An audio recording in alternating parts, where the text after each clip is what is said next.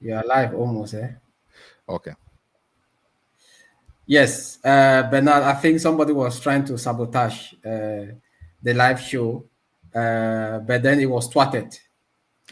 Absolutely, Hanson. You wouldn't expect that this important broadcast goes without any forms of vicious attacks, but luckily for us, we have a team of technicians behind the screens who are monitoring all the techniques, and we were able to return without serious hitches.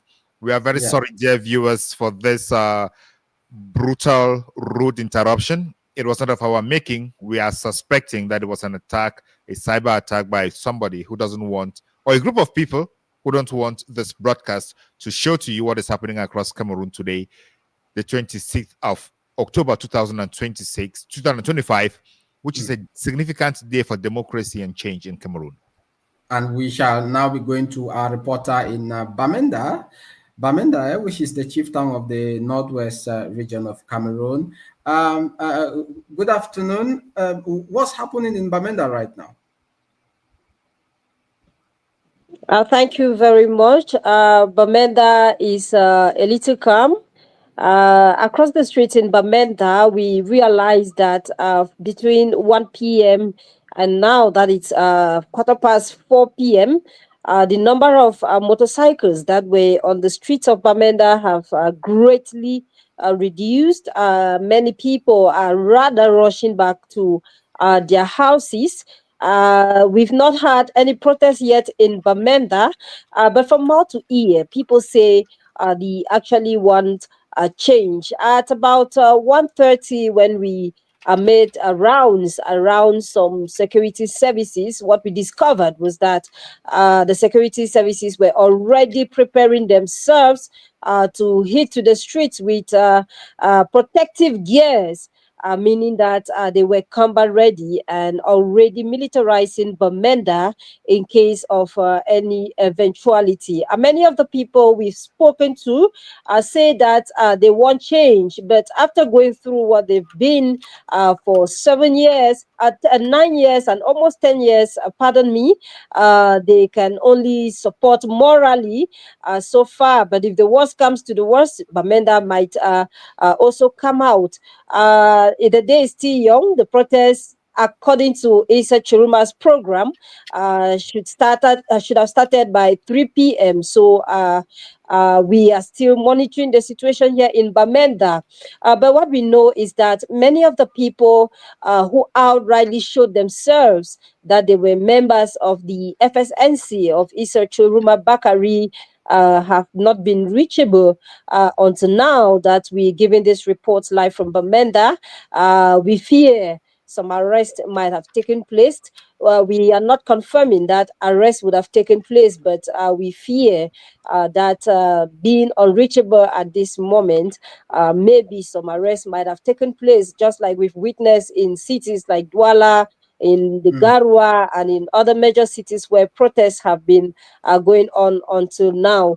So far, Bamenda people are rather closing their shops. The Muslim community here always have what they call makaranta, which is some kind of lessons that their young people attend. We've seen some of them rushing back to the neighborhoods, back to their houses. We are yet to witness any protest yet in Bamenda, but people say they want change and they voted for change, and they are highly awaiting tomorrow's proclamation of a result that many term here a verdict in the match between Real Madrid and Cotonspor of Garua. Many people want to know what obtains, and their wish is that the Constitutional Council gives the reports that came from the ballot boxes. We discovered that across many areas, especially in the urban areas of the Northwest region, Issa Tchiroma was leading in most of the polling stations where results were and shown on the social media. But we also saw reports that came in from a pro-regime loyalist with thousands of people voting, even in areas where you can hardly find people. That is the situation here in Bamenda. We keep monitoring and we bring you updates as soon as they change. Thank you so much for these updates. It's very important to know that Bamenda is, as usual, a key city in the movement of democracy and emancipation from the one-party regime and the Anglophone movement. And now we are talking about the transition from the Biya regime to the Issa Tchiroma Bakary regime. And what have you had any opportunity to discuss with forces of law and order who are on the street? Are they ready to shoot? Are they ready to defend? Or are they ready to guard any people who come out to march on the streets?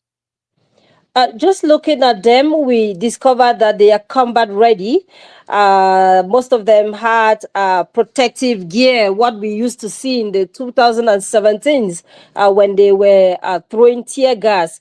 This informs me that they are in possession of tear gas and are ready to disperse the population, but they are also armed. You know, in the Northwest region and the Southwest region, of course, we have had the Anglophone crisis and we've had people who have been armed. And so security forces might not only be responding with tear gas in case there is a protest, they would also be responding with live bullets probably because we are not only in the post-electoral protests, we are also still in the Anglophone crisis, and they are leaving nothing to chance.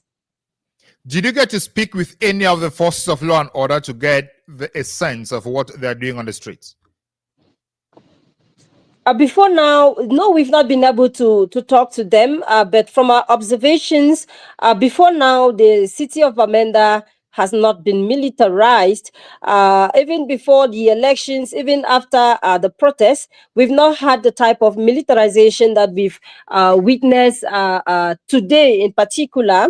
And for them to have started preparing themselves as at about 1 p.m. when we passed through some of the police stations here in Bamenda, only informs that they are getting ready, because 3 p.m. was approaching, and it was approaching the time that the FSNC candidate, presidential election candidate, had called for nationwide protest. So it informs even a blind person who cannot see them that this action that they are taking at this particular point in time is to be able to fight back at anyone who would rise up and attempt to arrest. Another thing that informs us to protest, rather, another thing that informs us about the militarization aimed at suppressing voices rising against the regime in place is that many of the people who had outrightly shown themselves as supporters of the FSNC, whose contacts we have not been reachable. We've tried calling them, we've tried reaching them on WhatsApp. They have not been reachable. So we fear a lot of things might be happening already in the Northwest region as a way of suppressing voices that are rising up to support the FSNC candidate. Thank you enormously for that. Before Hansen comes in, ladies and gentlemen, if you are watching us now, you are watching a team of correspondents, a team of hosts, and a team of analysts on the Mimi Mefo Info, CNA, and the Beyond Africa podcast. And the most striking and important aspect of this, our panel, are the correspondents who are talking to you live from the field. They are there on the field watching what is happening. And we are pleading with you to support us in any way to get the correspondents, have enough internet, have enough transport, have enough that they will need to bring these live reports to you. You know, without you, our dear viewers, we are nothing, and our correspondents would be nothing. So please use any of the channels that you have, any of the means that you have for us to give that support that our correspondents would have. Then also, kindly share far and wide, so that those who need to know what is happening on the ground get to know what is happening on the ground. We rely on you for the subscription. You subscribe, you like, you comment, and you share, so that we can continue bringing you this valuable information. As you can detect from the voices of the reporters, these are young people who are destined to bring change to Cameroon. Thank you. Hansen, over. Yeah, before we bring Mr. Are Obenson, I already see him at the background. Let's go back to London to have this video that was recorded earlier by Kingsley Shete while on the protest ground. It's over. And we can tell you, as they say in French, la peur a changé de camp. La peur a changé de camp parce que maintenant, les Camerounais sont plus naïfs. Ça, c'est notre moment. Nous avons donné notre confiance, notre voix à une et à une seule personne. Et cette personne, c'est bel et bien Issa Tchiroma Bakary, n'en déplaise. Parce que le RDPC, pendant plus de 40 ans, qu'est-ce que vous avez apporté au Cameroun? De la déception, de l'intimidation, de l'arrogance, le mépris des Camerounais. Écoutez comment le ministre de l'administration territoriale s'adresse à ses compatriotes. Je vais vous écraser dans les moulinex. Non mais attendez, je rêve là. Dans quel pays au monde le ministre s'adresse à ses citoyens comme des animaux? Enough is enough. Nous en avons assez. Et cette fois-ci, nous n'allons pas laisser passer la victoire des Camerounais. Nous avons fait le choix. Nous avons voté pour une personne. Mon ami Michael qui est ici, il en est témoin. Il a endossé, comme nous tous, un seul candidat, Issa Tchiroma Bakary. Ça, c'est la victoire de Bakary et c'est pour cela que nous nous sommes réunis ici aujourd'hui au Haut Commissariat du Cameroun à Londres pour dire au monde, à tous ceux qui sont au Cameroun, ils nous disent, si vous voulez manifester, venez ici au pays manifester. Qui vous a dit que le Cameroun n'est pas représenté à l'étranger? Nous sommes bien au territoire camerounais ici, bien que ce soit à l'étranger.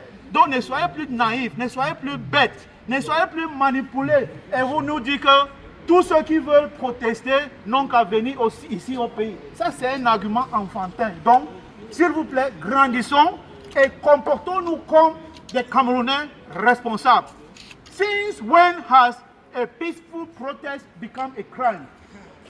Since when? No, only Cameroon. Since when On a has Bias dictatorship. Why should Atanganji, the Ngongo, and the rest intimidating Cameroonians not to go out for a peaceful protest? Since when has a peaceful protest? Okay, put it this way. If you wanted to make Pobia a king, they should tell us. If they wanted to make Pobia an emperor, they should tell us. For the past 2 years or so, they have been encouraging everyone to go and register on the voters list to vote massively. Have we not registered? Have we not voted? So we have voted now. Why are you denying our result? Because you think we are fools. Because you think we are idiots. That you've been manipulating marginalization for over 4 decades. So we said to you, my people, no. This time around, we have to seize our victory. We have to take our own destiny in our own hands. And that is why we are all reunited here to tell the world that we have voted democratically and we've made a choice. The choice of the people is Issa Tchiroma. No one should come and tell us the contrary, because that will be taking us for fools. You go to Boya, you arrest people. You go to Douala, Yaoundé, you arrest people. At the, just 2 days to go for the announcement, you started arresting people, and you are telling Cameroonians that you want a peaceful country. If you want a peaceful country, just let the people march peacefully.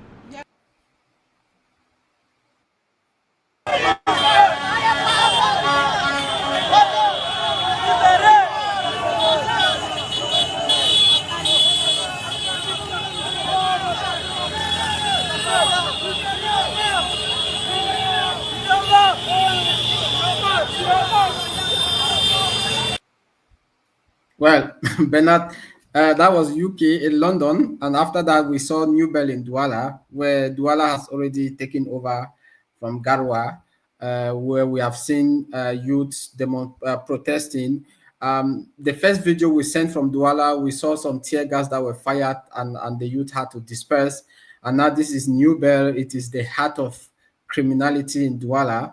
As you can see, the youth who remove their T-shirt, and so we don't know what the next 30 minutes or 1 hour will look like in most of these regional capitals. You're muted. I always do this. In politics, 2 minutes can change the game. So let us expect to see significant changes, and the wait and see attitude that leads to such protest is actually in place. Protests always start timidly for others because others want to see how others are behaving, and if there is a crowd, they join. That is why the playbook, as Tchiroma outlined yesterday, the playbook from the BR regime has always been to kind of decapitate the movement and expect the movement to fiddle away. But that playbook has been observed and has been detected over time, and the timid show today must be, or the timid start today must have been a strategy to see if the BR regime is adopting a different playbook or a different play style. But it seems that the defeated Real Madrid continues with the same play style they have used over the last 43 years. And of course, Cotton Sport, the Garoua, has overcome that 43-year-old play style. And the streets are getting more mobilized. And, you know, one thing that I'm very convinced of is that this time around, the soldiers, the police, and the military will not go the extra mile. Because as I said in that letter that I read over last week, we are in this together.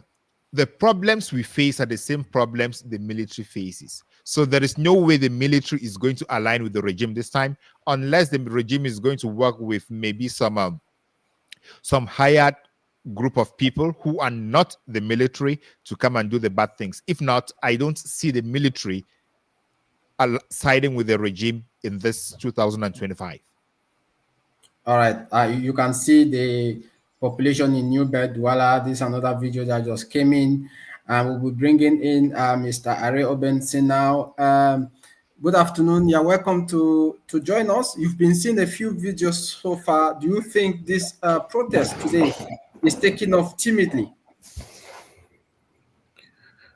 Yes. Obviously, well, let me first start by thanking you all for the opportunity to be here. I want to thank Ben and Hansen. I also saw that Mimi is at the embassy. I want to thank everybody that's watching. Like everybody else, waiting to see what happens today and obviously tomorrow. Protest. People have the right to protest. People have the right to express themselves in a democracy, and that is what they are called upon to do today, to protect and defend the vote. So yes, it's just 30 minutes into after 3 o'clock. Is it about that? So we'll see how things evolve during the day.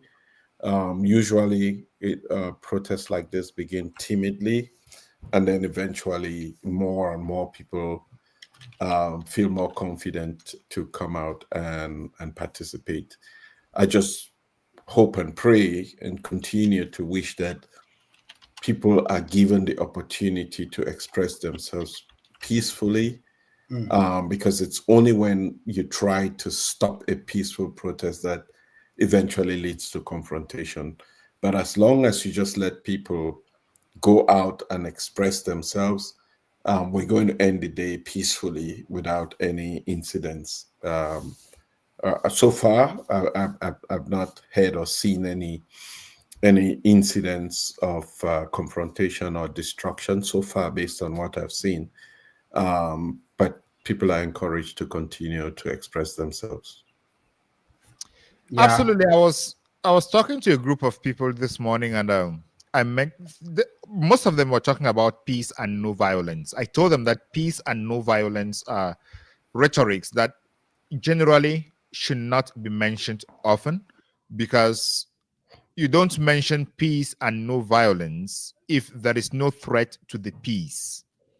You need to focus on the threat to the peace. What is threatening that peace? Once you attack what is threatening the peace, peace will never have a problem. You will never talk about peace, and you will never talk about no violence. So let us put our attentions on what is threatening the peace. Tell the people who are threatening the peace not to threaten the peace. And I think that is, if this message goes out in this manner, and we remind people like Atanganji that demonstrating, as we are seeing on the streets of Yaoundé, Douala, Maroua, Garoua, is a demonstration. It is not an insurrection.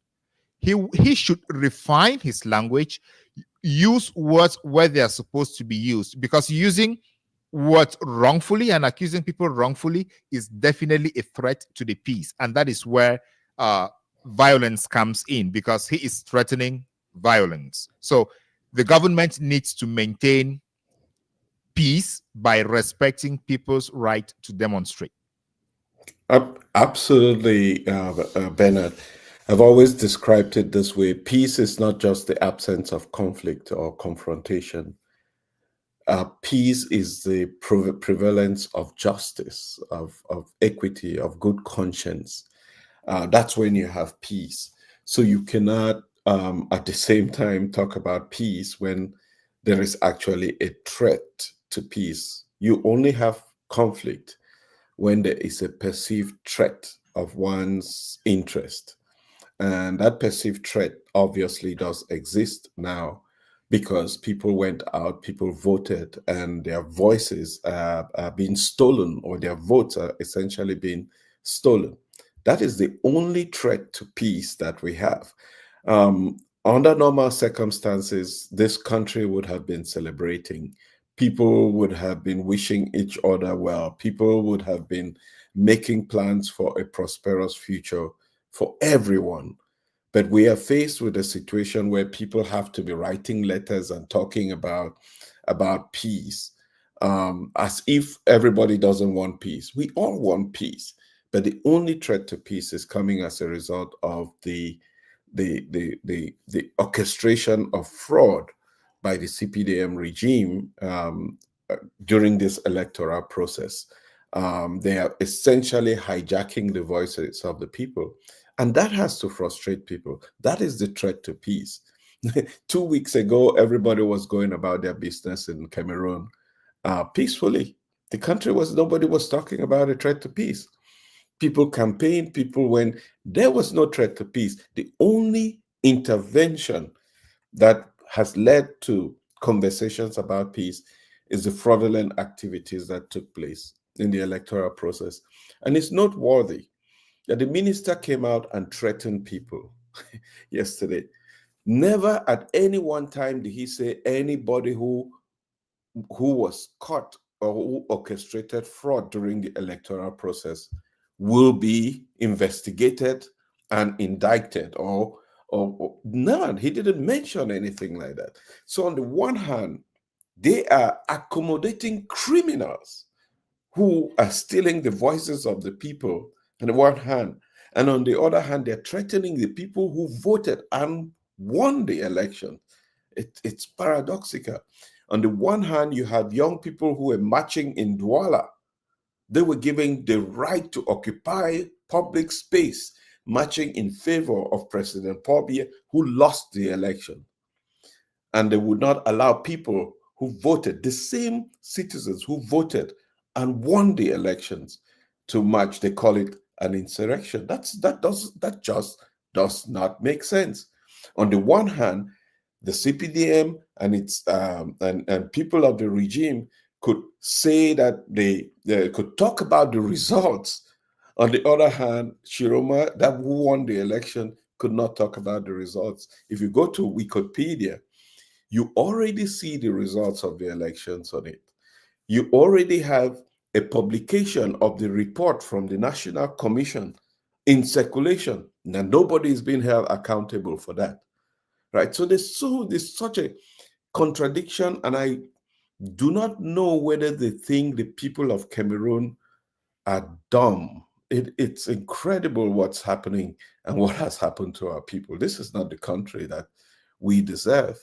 In the 90s, we were freer than we are today in Cameroon. It's just insane. All right, thank you, Areo Benson. Let's just get what the people are doing here in New Bedouin.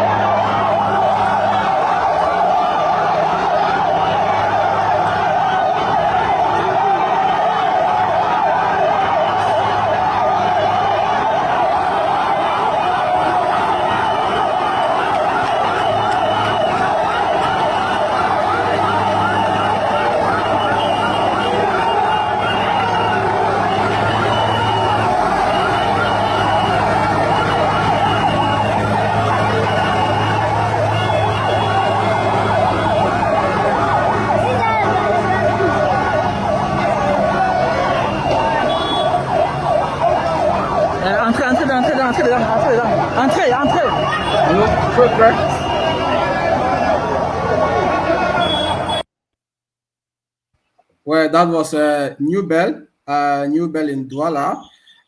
You've seen people hanging on the gendarmerie vehicle there. Is quite interesting. Now, let's get a reporter who is in Douala. He has been going through Ndokoti, New Bell, and other areas. Bonsoir. Oui, bonsoir, Hans. Ouais, qu'est-ce qui se passe maintenant à Douala? On a vu les vidéos qui viennent vers New Bell. Il y a les gaz lacrymogènes et la population qui s'accroche sous la voiture gendarmerie. Oui, en effet, comme vous avez vu les images que je vous ai transmises, New Bell pour le moment fait partie des premiers quartiers de la ville de Douala qui protestation. Ouais. Il y a des Camerounais qui sont descendus massivement dans la rue pour réclamer la victoire du moins la vérité des urnes. Puisque les résultats seront proclamés demain, ils sont actuellement dans la rue pour réclamer. Bon, c'est une manifestation qui au départ a commencé de manière très pacifique, ouais, sans échauffourée, sans heurts. Mais au fur et à mesure que le temps passe, il y a eu quelques petits échauffourées entre les manifestants et les forces de maintien de l'ordre qui sont sur place dans ce secteur. Là, c'est au quartier New Bell à Douala, dans l'arrondissement de Douala 2e. Oui. Également, il y a eu au niveau de Diaspora aéroport, toujours à Douala 3e, le quartier, sur la route qui va vers le quartier New Point. Oui. Il y a eu aussi de ce côté-là quelques manifestations. Nous allons vous transmettre les images et sous peu. Il y a des manifestations aussi des Camerounais qui sont sortis de ce côté-là pour effectuer les mêmes mouvements. Là, nous avons sillonné un peu différents quartiers de la ville de Douala, notamment les grands carrefours qui ont généralement été quadrillés en 2018 lors des manifestations que le professeur Maurice Kamto appelait lorsqu'il réclamait, lui, en son temps, sa victoire à l'élection présidentielle. Notamment le carrefour Brazzaville, où nous étions, on a remarqué qu'il y a pas de mouvement, du moins il y a des mouvements, mais ce sont des Camerounais qui vont à leurs occupations. Oui. Mais il y a quand même une forte présence de la police et de la gendarmerie dans ce carrefour-là.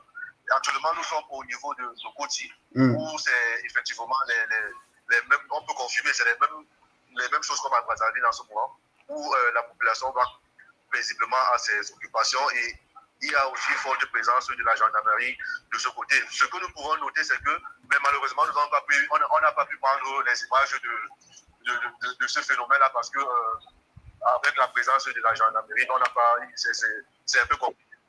Les manifestations que nous avons vues là, c'est un groupe de prêtres qui sont venus sur place pour effectuer une prière qui a été encadrée, qui n'a pas été réprimée, qui a été encadrée par la gendarmerie qui est là sur place. Donc, pour le moment, nous sommes encore sur les lieux.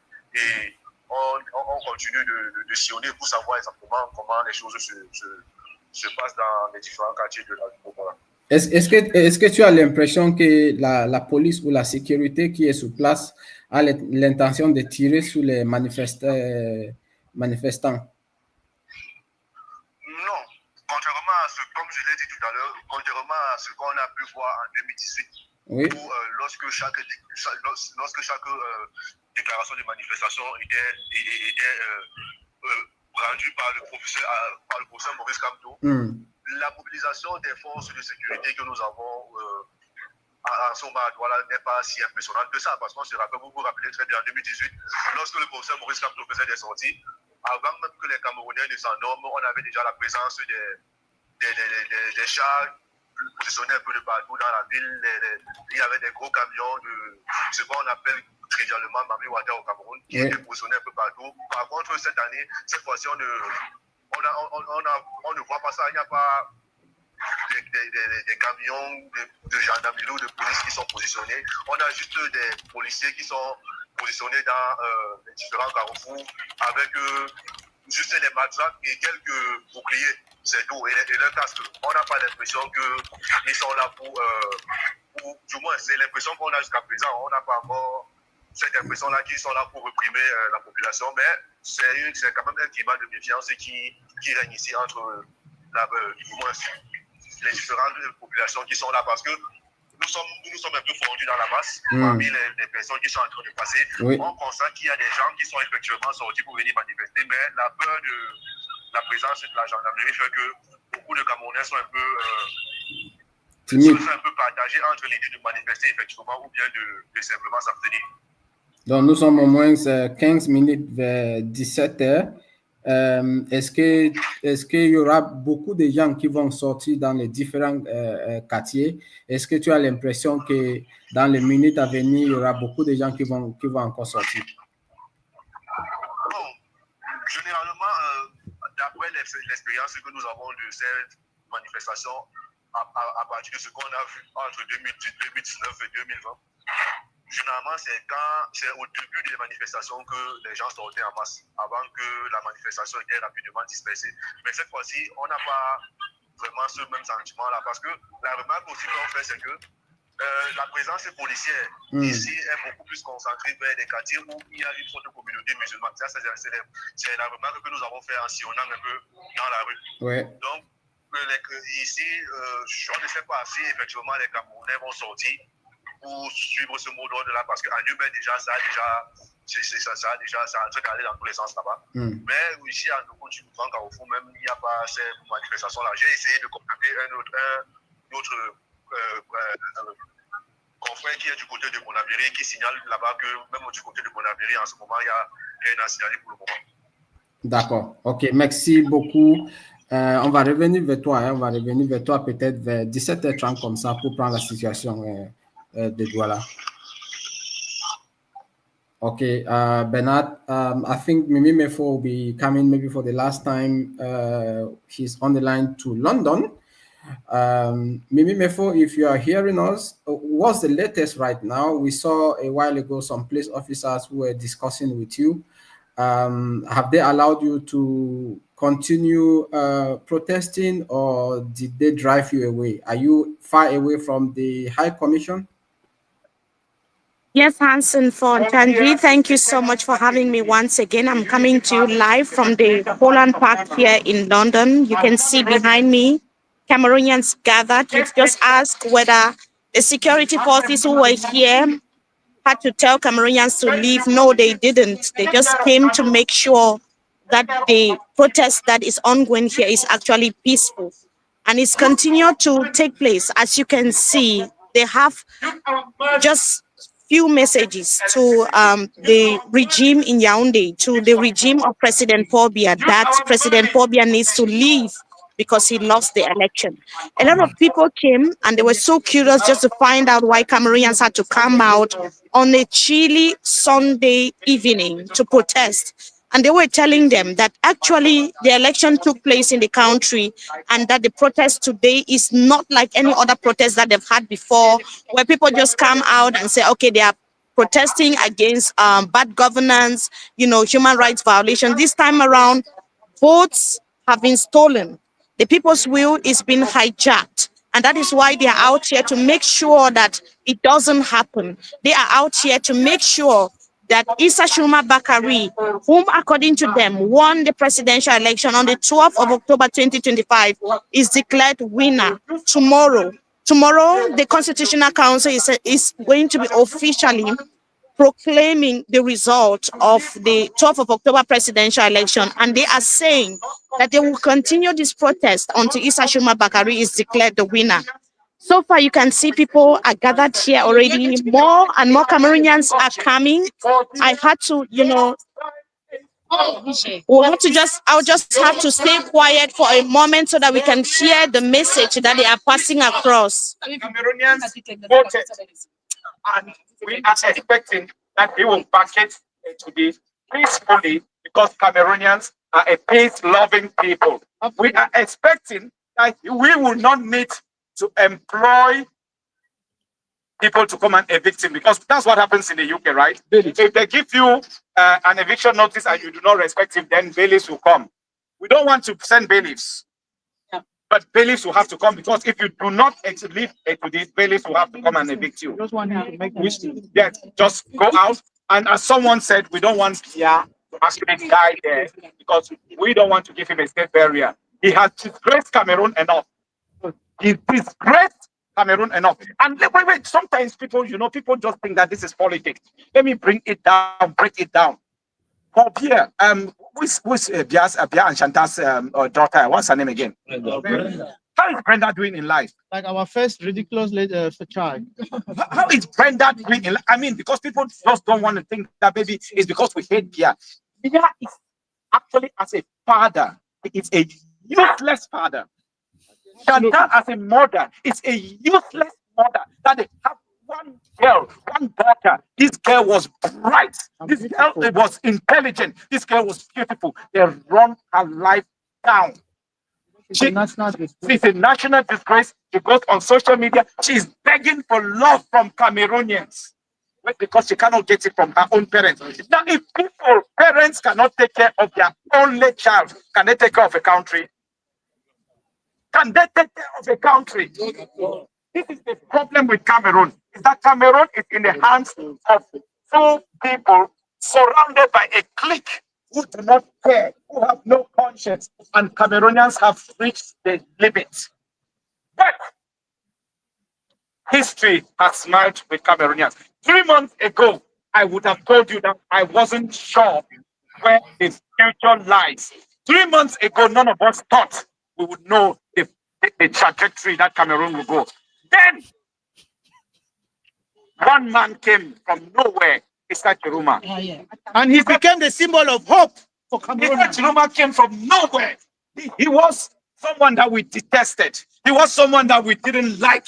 But for some strange reason, Cameroonians chose him to say, you know what, we give you our confidence.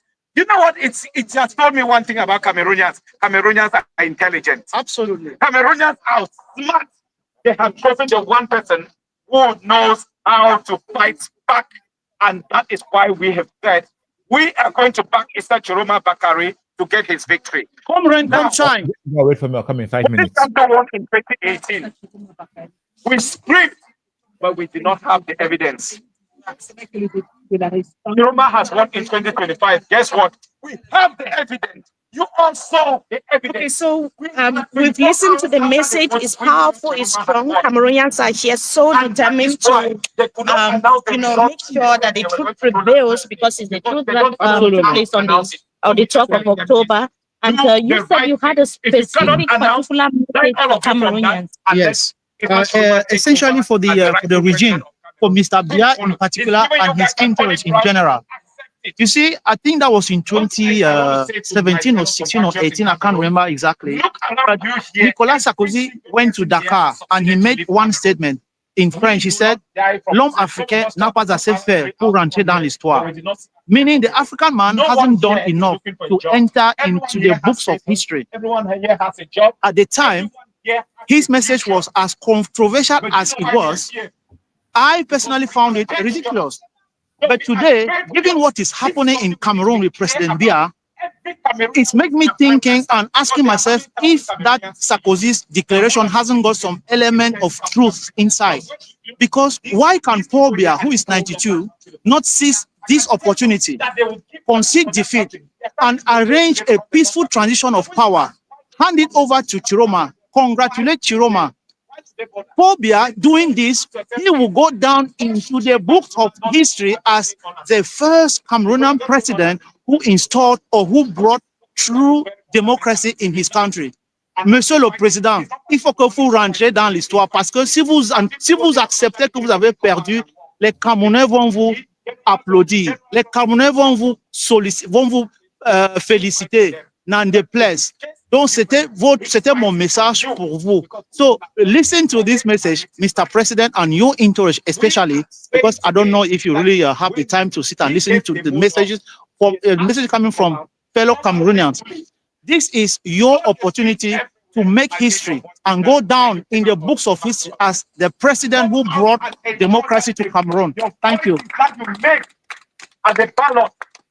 So yes, you can hear the message, but I want to ask one lady who has just arrived now is Madame Sandy Boston. She has arrived the protest scene, and she is also always having a very strong message for Cameroonians when protests are taking place. She's always out here fighting. And tonight she's also just joined the protesters. And I think she has a message as well for those who are watching back home. I just want to have a question. People are hoping that tomorrow the Constitutional Council is going to proclaim Issa Tchiroma Bakary as winner of the election. What if it doesn't happen? What is going to be the next plan of action? Well, as the president Issa Tchiroma said, hello Mimi and hello to all the people who are listening to this live video now. As the president Tchiroma said, this is just the beginning. So it's not a one-off demo across the country and the diaspora. This is just the beginning. We have to make our voice heard, and we have to let the world know that our elections is being stolen in Cameroon, and we resist. We will resist, we will denounce, and we will fight until the regime goes. So, yes, this is what will happen tomorrow, and we know that that's what they will do. Everyone knows that the Constitutional Council, the ELECAM, and all the institutions are working just for one man, and we already expect the results they will proclaim tomorrow. That's why we are out today, to make them aware of that. We will not let them accomplish this full fate while we are watching. The whole country is up and standing, and we will fight until the regime is down. Thank you so much for your intervention. So Hansen and Bernard, a normal country, in a normal continent, in a country where there's rule of law and the respect of democracy, when people go to the polls, they always expect that what comes out of the election is what is actually proclaimed. But in the situation of Cameroon, it seems like it's something very different. Cameroonians have to fight to get that leader that they elected be declared winner. Cameroonians have to go to the streets to get their leader installed at A2D. Cameroonians have to fight. They have to come out to the streets to protest. And that is what we are seeing here today. People are also protesting in different parts of the world. That is just to tell us that people are not happy and that they want things to be done differently. So that will be it from me, from London, reporting from the Holland Park here in London, in the United Kingdom. I don't know if you guys have more questions for me, but if not, I will just have to say goodbye and see you on the other side again. Thank you so much, Mimi. And the one question I should have had, oh, she's gone. All right, ladies and gentlemen, thank you so much. You're getting all these updates from around Cameroon and the United Kingdom. We'll definitely be bringing you more images from other countries as they come in. We are here on standby. We are here live for as long as the demonstrations last. And we are a team of reporters, correspondents, analysts, and hosts. And the panelists right here, I would be taking a break. You know, since we're going to be here for the whole day, I would be taking a break, and I would leave you in the able hands of Sandrine Yamga and Hansen, while the other team is also preparing to come and take a rotation so that we have good voices, able voices, renowned voices, and that we continue working from the background to make sure that all the information comes over. I hand over to Sandrine and to Hansen while I take my break. Merci. Bonjour, Bernard. Maybe it's good afternoon now. I don't know, but I think for you it's good morning, right? It's still bonjour for me. It's still 9 a.m. here. But why are you so handsome in the morning like that? Just Sunday. I'm here, guys. My wife treated me so well. Yeah, she's lucky, yeah? What about us? you better get one like mine. No, not the woman. Oh, I need a man, not the woman. No, but I know all you guys are well treated. All you guys are well treated by your husband. I'm telling you the truth here. I'm honest. I'm not. I may be well treated by myself. Yeah, that's true. Hello, Hansen. How are you?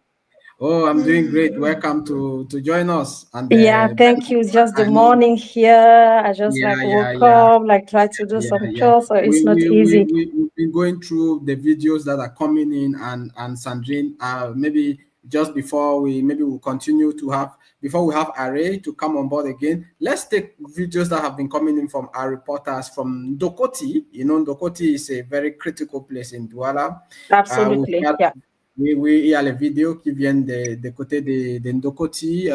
C'est les vidéos qui sont quand même fort.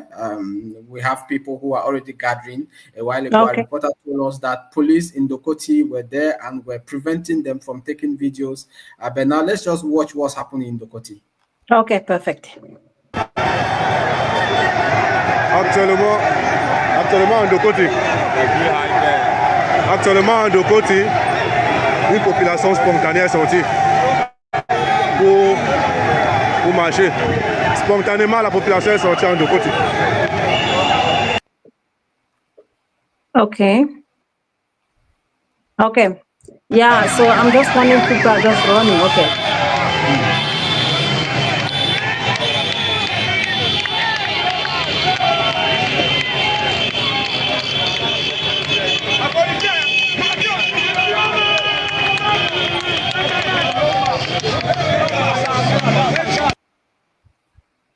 Oh, wow. Donc voilà les images qui viennent de Ndokoti, Sandrine. Oui, on sait très bien que Ndokoti est l'un des points névralgiques assez forts à Douala. C'est vrai que c'est un dimanche, mais c'est un espace qui n'arrête pas de tourner au quotidien, où les activités tournent pratiquement 24 heures sur 24. Et de voir ça, on voit très bien qu'il y a des populations qui se sont mobilisées. C'est juste difficile de savoir s'il y avait des forces de l'ordre autour ou si elles étaient pourchassées, parce que j'ai l'impression de voir des personnes qui courent, d'autres qui marchent. C'est un peu difficile à pouvoir comprendre. Ou alors, je me dis qu'elles sortent tout ensemble pour aller dans un seul point et se retrouver de ce côté-là. J'ai également pu apercevoir des images de Garoua, des images de Newton Aéroport, c'est toujours à Douala. Je viens juste de savoir, Hanson, est-ce qu'il y a eu d'autres manifestations dans d'autres parties du Cameroun? Oui, il y a les manifestations, des images de Garoua, comme tu as dit, et de Douala. On n'a pas, tu sais, l'Internet est très lent. On n'a pas eu les images de Bamenda, de Boya. On attend toujours, so we are waiting. We heard that there were protests in Limbe. We are still waiting to have videos from Limbe and other parts of the southwest region. It's been quite a very difficult time with our reporters because of the slow internet connection in those parts of the country. But we shall continue to be posting the videos as they come, Sandrine, because there are other videos that are coming from Ndokoti. And we shall also go to Boya, the correspondent in Boya, Sandrine, Jude Njozeka Kenyui, qui est déjà sur place pour discuter avec nous. Je ne sais pas si tu peux le prendre. Il est du côté. Okay. Hi, Joseka. How are you today? And then what is the situation in Boya now? Hello, Sandrine. Hello, Hanson. I'm good today. I think Boya here has witnessed a calm atmosphere. Earlier on, I think there was a video which was circulating here in Boya, purportedly from a certain locality here, showing that people were out on the streets. But I was able to check and notice that that wasn't a video which was taken today. And I was able to go out there and Boya, the main street, which is that is the main street connecting almost all parts of Boya. There was nothing happening. It was just business as usual, and cars circulating. Yeah, so I have not seen any form of people going out probably to actually protest, probably aligning with what is happening, like the videos that we have seen in other parts of the country, like the situation in Douala, Garoua, and Ngaoundéré. So here in Boya is just a calm atmosphere. And I would also like to point that probably why we are seeing just a serene atmosphere here in Boya is because of the security that has been ramped up in the town. I can actually confirm that security was actually even right into the neighborhoods and across and also on major route junctions here in the town of Boya. And that has been the case for, I think, since Thursday, since Thursday when it was announced that the election results were going to be proclaimed, and so that's the level of security which has been in the town of Buea. We see every junction, you will see that.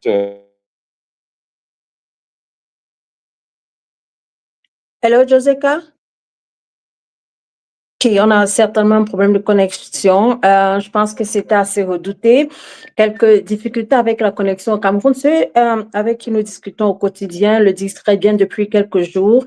L'Internet au Cameroun a quelque peu du mal à pouvoir se faire de façon fluide par moment et puis par endroit. Je vais avoir avec moi Mr. Harold Benson avec qui nous allons discuter de cette actualité. Bien sûr, autour de l'élection présidentielle du Cameroun. Je vais rappeler que le Conseil constitutionnel a donné rendez-vous demain, lundi 27 octobre 2025, pour les résultats de l'élection présidentielle, alors qu'il y a des manifestations qui ont cours en ce moment même dans plusieurs villes du Cameroun, mais aussi dans certains pays, dans la diaspora. On notait également cette sortie de Issa Tchiroma Bakary qui a fait état d'une tentative échouée d'enlèvement de sa personne du côté de Garoua, alors qu'on a vu que la manifestation était plutôt impressionnante du côté de Garoua. Hello, Harold Benson, bonjour. Bonjour, Sandrine. I hope you are doing well this morning.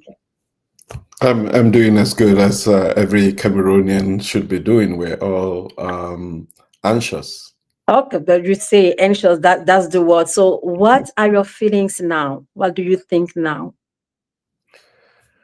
Well, today would go down in history as a day in which Cameroonians had the opportunity to send a strong message to the BR regime, as well as the Constitutional Council that is going to be, based on all reports that we have, that is going to be attempting to give legality to an illegitimate process.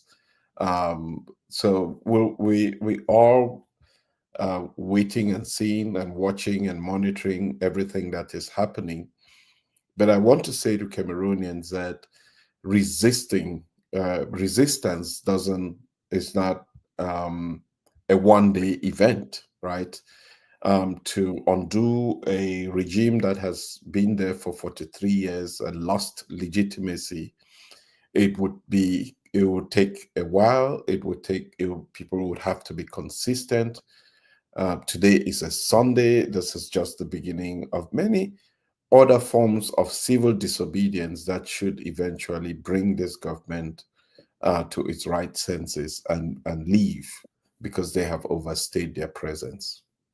Okay, but you just say it's not just a one-day event. So that means you are thinking that, or maybe are you suggesting to people to keep like doing what they're doing now, protesting? Because we almost know, unless it will be a big surprise, that the Constitutional Council will declare Mr. Biya tomorrow the winner of the election. So do you think that people should just keep protesting, but how from tomorrow? Yes. So if history is anything that we can go by, it was not one protest that led to multipartism in Cameroon. It was numerous protests, which we took part in various parts of the country, that brought President Paul Biya to accept multipartism in Cameroon. It was numerous protests that led to the decentralization of universities from being only in Yaoundé to all the regions.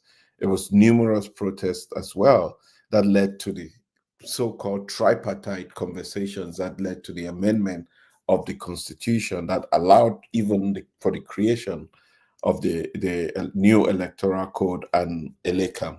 So it is numerous process. If we look at history, that has always led to significant change within our country.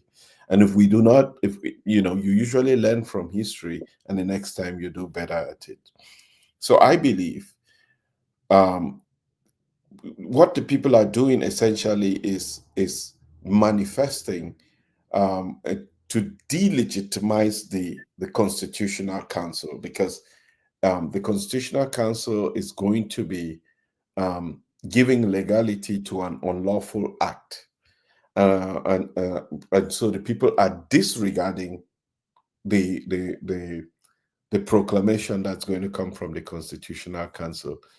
Just as the Constitutional Council says to every application that they have received that it's inadmissible or irrecoverable, the people who are the sovereign authority in the country are saying to the Constitutional Council that the proclamation is inadmissible, is irrecoverable. And so the power now lies with the people. And I think being consistent, they have to continue expressing this dissatisfaction against the injustice being committed against them. And that's how we have always brought this regime to its knees. That's how we will bring the regime to its knees again.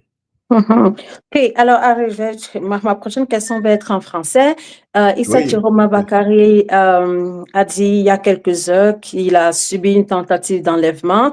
Il a fait savoir sur sa page Facebook, alors qu'il y a déjà eu d'autres arrestations qui ont eu lieu en fin de semaine. Il y a Anissé Kane, et puis sa trésorière. On parle également de Dieu comme Chamini, tous ceux-là qui ont proclamé Issa Tchiroma Bakary et qui travaillent autour de lui.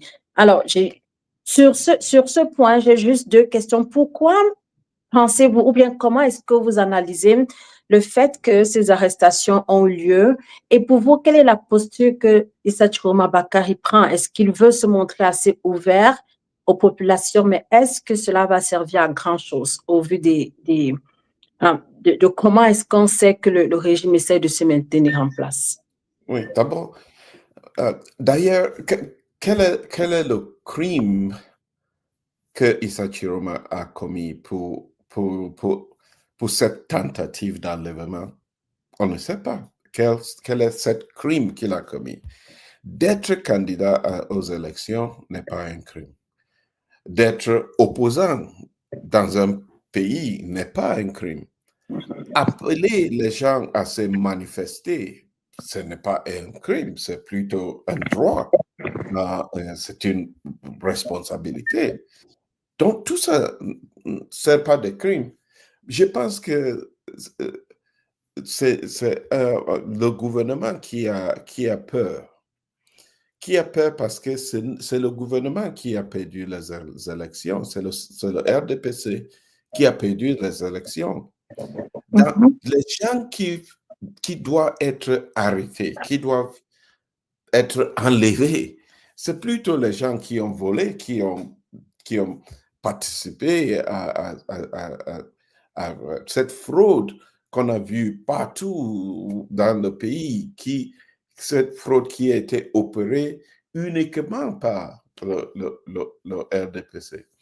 En ce qui concerne Issa Tchiroma, il a été candidat dans ces élections présidentielles et effectivement, il a des preuves qu'il a gagné ces élections.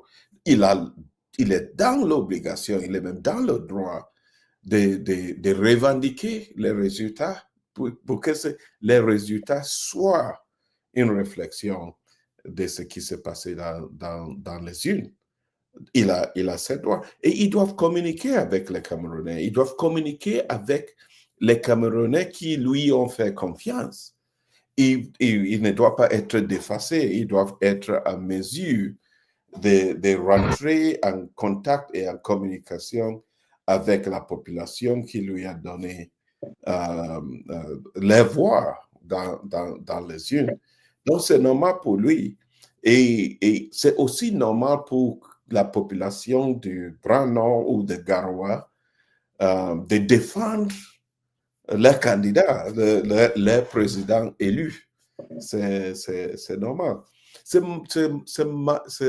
dommage qu'on se retrouve dans cette situation alors qu'on a eu un processus électoral assez calme, où les gens se sont participés avec civilité dans le processus.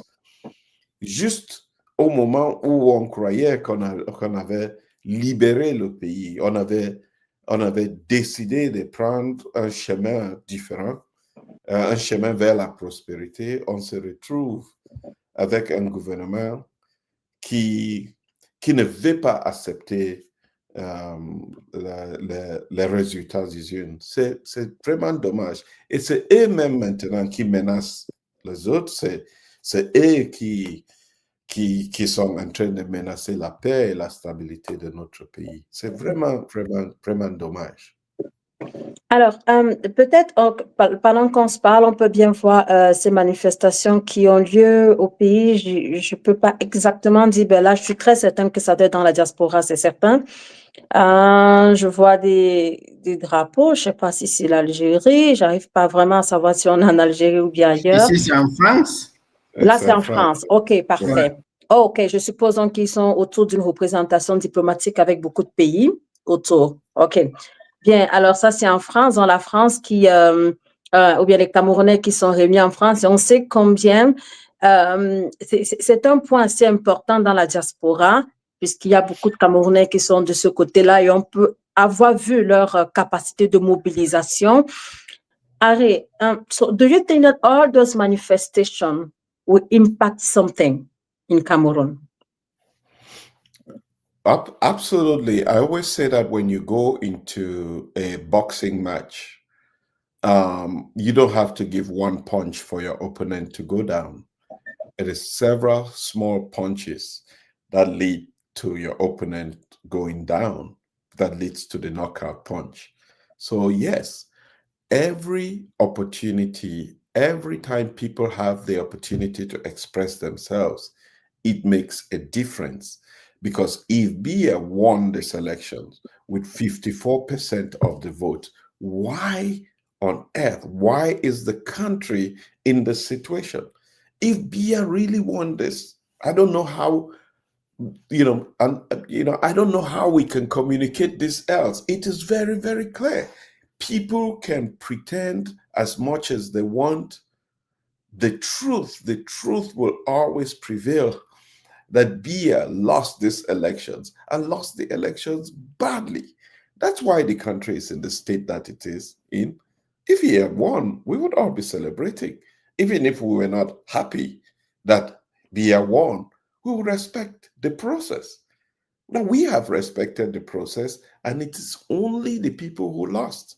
They lost the elections, and now it is because of that we have all of this going on in our country. These are the people who must be held accountable are the people in government, the people in the regime who are trying to impose their will on the Cameroonian people. It is unacceptable in this day and age that we will be experiencing this in Cameroon, almost 25 years after we professed to have democracy in our country. People do not understand that in an election, there is a winner and a loser. And the loser accepts the verdict of the people. Yeah. OK. Alors, on a à l'image, on a vu des images de Ngaoundéré dans la Damawa et on sait très bien que des manifestations avaient déjà eu lieu en début de semaine de ce côté-là, de manifestations assez fortes d'ailleurs, où on a pu apercevoir les populations refoulées, les forces de police. On a également là, à l'instant, les images de Ndokoti, c'est du côté de Douala, au Cameroun. Ndokoti, je le précise, est une espèce de grand centre commercial avec des boutiques tout autour, un vrai espace marchand qui fonctionne pratiquement 7 jours sur 7 et 24 heures sur 24. Et on peut dire que c'est l'un des points les plus névralgiques de Douala. En plus de Newbell, je pense qu'il y a eu des images de Newbell précédemment au cours de cette édition. On a également eu des images du côté de la France, du côté de l'Angleterre, alors qu'on attend toujours ce que va dire, ce que va penser le Conseil constitutionnel. Ça, c'est du côté du Carrefour Montcalm. C'est à Newbell où des populations sont sorties avec des pancartes. Ça veut dire qu'elles se sont très bien organisées, elles ont pris du temps pour se préparer. So they took time to get themselves ready for this time of the protestation. Qu'est-ce qui va se passer? Je sais que j'ai pas encore trouvé des images où on peut voir des forces de police. Alors, c'est une réponse à arrêt des populations qui ont... OK, on va peut-être laisser écouter le son et ensuite on va en discuter.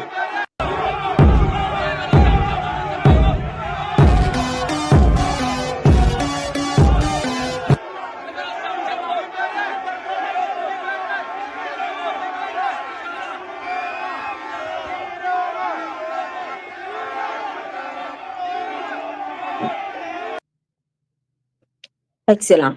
OK, bien, ça se voit. Je suis un peu comme ça. Je prenais juste du temps pour essayer de lire ce qui était sur les pancartes et je suis très intriguée, mais alors très impressionnée par « Je marche pour ma vie ». Et je pense que c'est quelque chose de très important.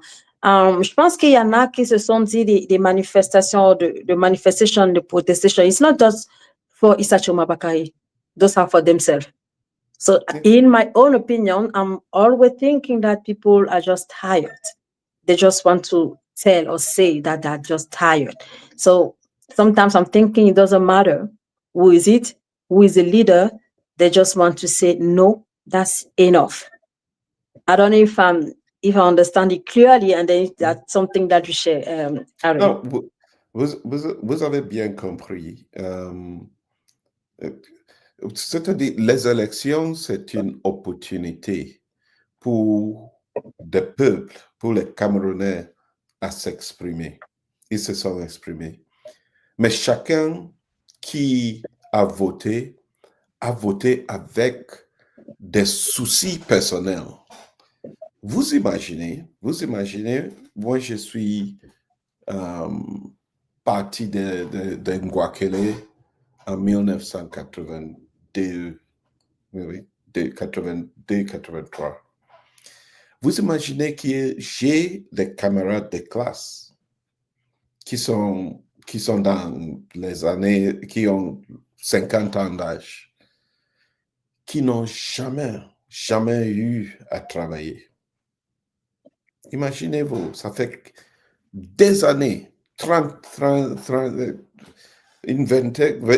30 années, oui, des gens qui n'ont jamais eu à travailler. Vous imaginez? It's an entire generation. And when people talk about this election and what is happening, they talk about it as if it's just an election, it's just a process. No, it is people's lives. So this campaign, which I am very involved in, it's not for me. I don't have anything to benefit. But I imagine people, children, who are born in the village I come from, Osing, who do not have access to the kind of education that they deserve, that my children have. They don't have access to clean water, to electricity, access to good road infrastructure. It's a lost generation. These are children with intelligence, with dreams. These are children who may have solutions to the cure of cancer, who may have solutions who may create opportunities for millions of people to have a longer lifespan because of their intelligence, but they don't have the opportunity. People do not miss what they don't know. And for Cameroon, the Cameroon that we know, and I say this to Cameroonians who live in Cameroon, this is not what you deserve. You deserve more. And so when people go down on the street too much, they have personal issues that they carry with. Let me say something about the Anglophone situation in Cameroon, which I just want to highlight. Can you just imagine for a moment that people who have died as a result of the fact that the government could not manage a simple conflict? This was just a conflict. Like, we don't hate ourselves. There's Anglophones and Francophones don't hate each other. But unfortunately, there is an issue which has to be resolved and has not been resolved because of the incompetence of the regime. But people have died in this process. And those people who have died, their votes have been taken and subscribed to President Paul Biya. You know what that means. That is the worst crime that has been committed in this electoral process. That people who have died in a struggle whose voices have been taken from the grave and given to the person responsible for their death. It is such a painful experience that this country must not forget, and that the people who have been impacted must never forget. So yes, everybody has a pain in their heart. Absolument, yeah. Et c'est tout à fait vrai. Avant qu'on continue la discussion, je voulais juste dire bonjour. Hi, Olblin. Can you hear me, Hello, Olblin? Sandrine. Yeah, I'm getting you 5 on 5. Okay, how are you today? I'm good. Hope you too. I'm good. I'm okay. It's amazing to follow what is happening around, especially in Cameroon. So, yeah, we are just now like especially in Cameroon, and I just got that an image of a young man bleeding. That one has sunk, make my heart to sink, you know, because in as much as they've been calls. Earlier on, I saw also images of some youths, I think in Yaoundé, who came out and said, nous, on ne va pas attendre 15 heures. Nous, on ne va pas attendre 15 heures. Nous, on demande maintenant là. Et notre marche, c'est pourquoi the other people responded. C'est pour la paix, c'est pour la paix. Ce n'est pas pour demander au président Paul Biya de quitter. So when I saw it anyway, everybody who see it, and they didn't have a problem. Those ones that did not have a problem, there were no police that were chasing them and so on. But when we see those who are coming out to say, okay, what is supposed to be given at the Constitutional Council in less than 24 hours time should be the truth. We see all type of things. We see them cannons, water being thrown on them. We see tear gas. I saw in the comments here a while ago, somebody crying that their eyes are all teary because of tear gas. If there is anything I would say sincerely is that there shouldn't be bloodshed. So when I saw that young man bleeding, I felt really bad, and I really hope that he will be taken to the hospital in less than no time so that he shouldn't bleed, and then we start hearing other stories. For sure, that's not what we want to hear. But like we've seen Douala, briefly in Yaoundé, we've seen Garwa as well. So the protest march going on. Sandrine, I'm sure you also got the voice that is supposedly from Issa Tchiroma. Yes, I heard that, and then it was a fake. He has said that it was a fake, and then he told that he said that it was a fake. Yeah, for sure. Yeah, this is Guider. I think Guider is in the final, from what I remember. Yeah. Okay. So we can see, okay, people, okay, bien des manifestations du côté de Guider, c'est toujours dans la partie septentrionale, voilà. Yeah, du Cameroun. Okay, voilà, c'est vrai qu'on a des images du ciel, des images de personnes sur des motocyclettes.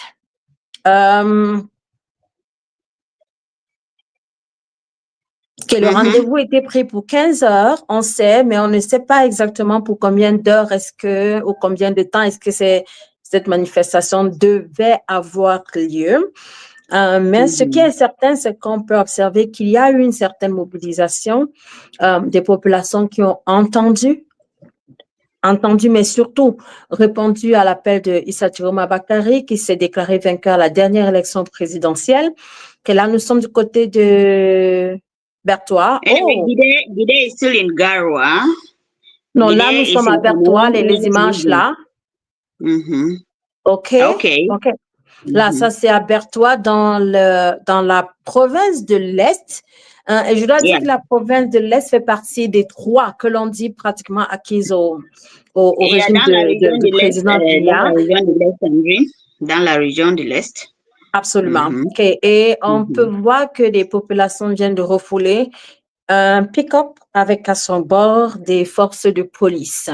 On a du mal à savoir s'il y avait beaucoup de personnes qui se sont mobilisées. On n'a pas des images. Souvenez-vous, on a juste des images amateurs en ce moment-ci. So, Lovely. So what do you think? Do you think that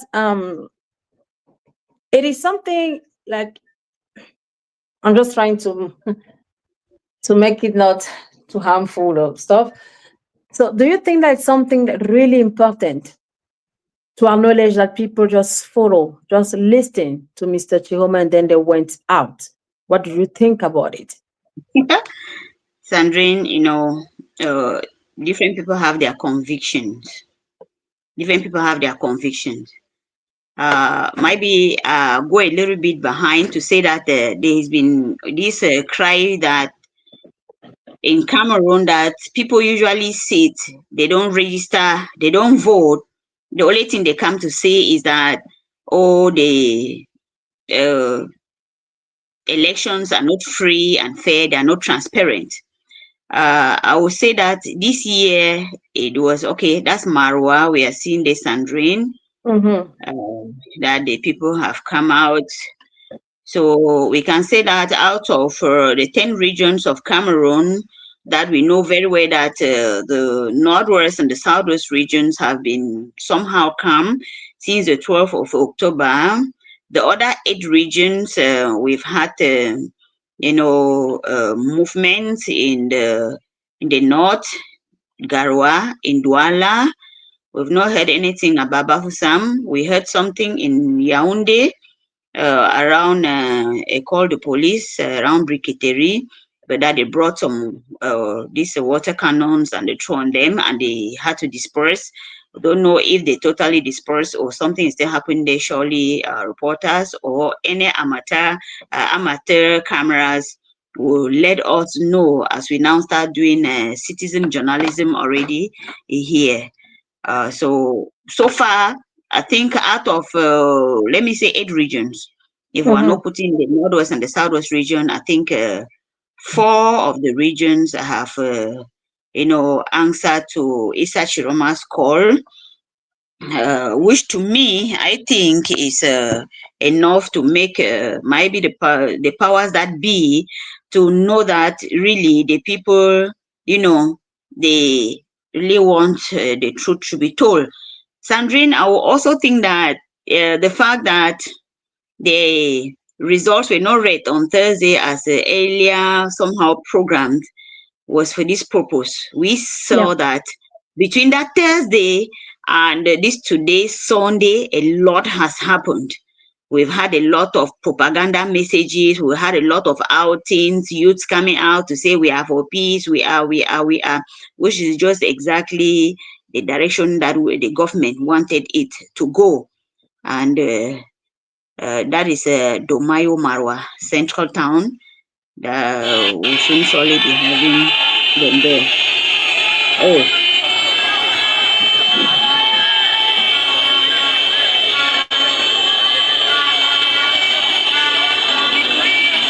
The military has been beaten hands down, black and white. They are left with no option.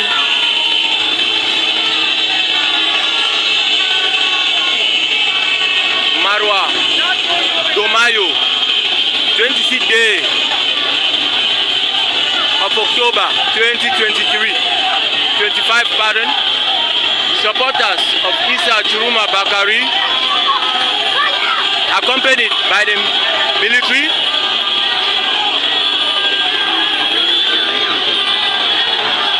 it's a peaceful protest, accompanied by men in black.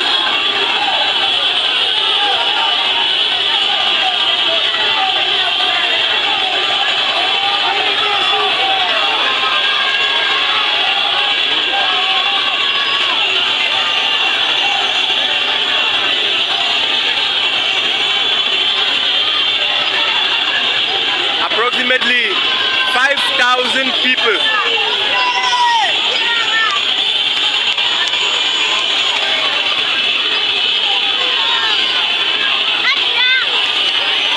Thousand motorbikes.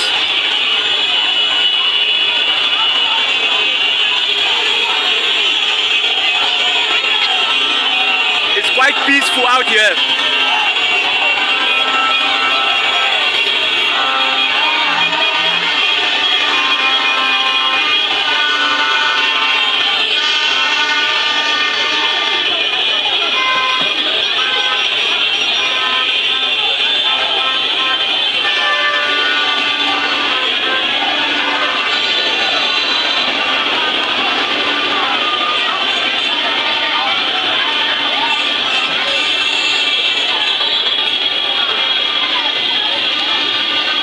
voices of the people must be heard.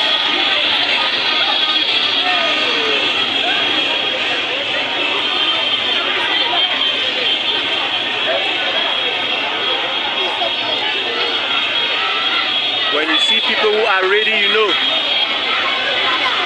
people are ready to defend their votes.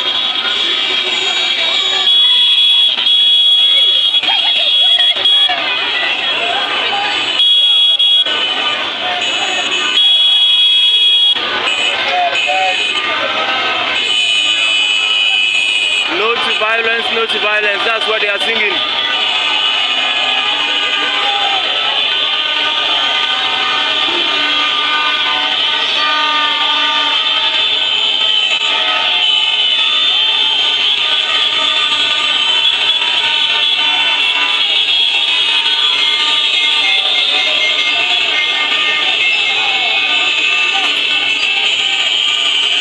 Did I just say 3,000 bikes? No, we are about 6,000 bikes here at Domayo.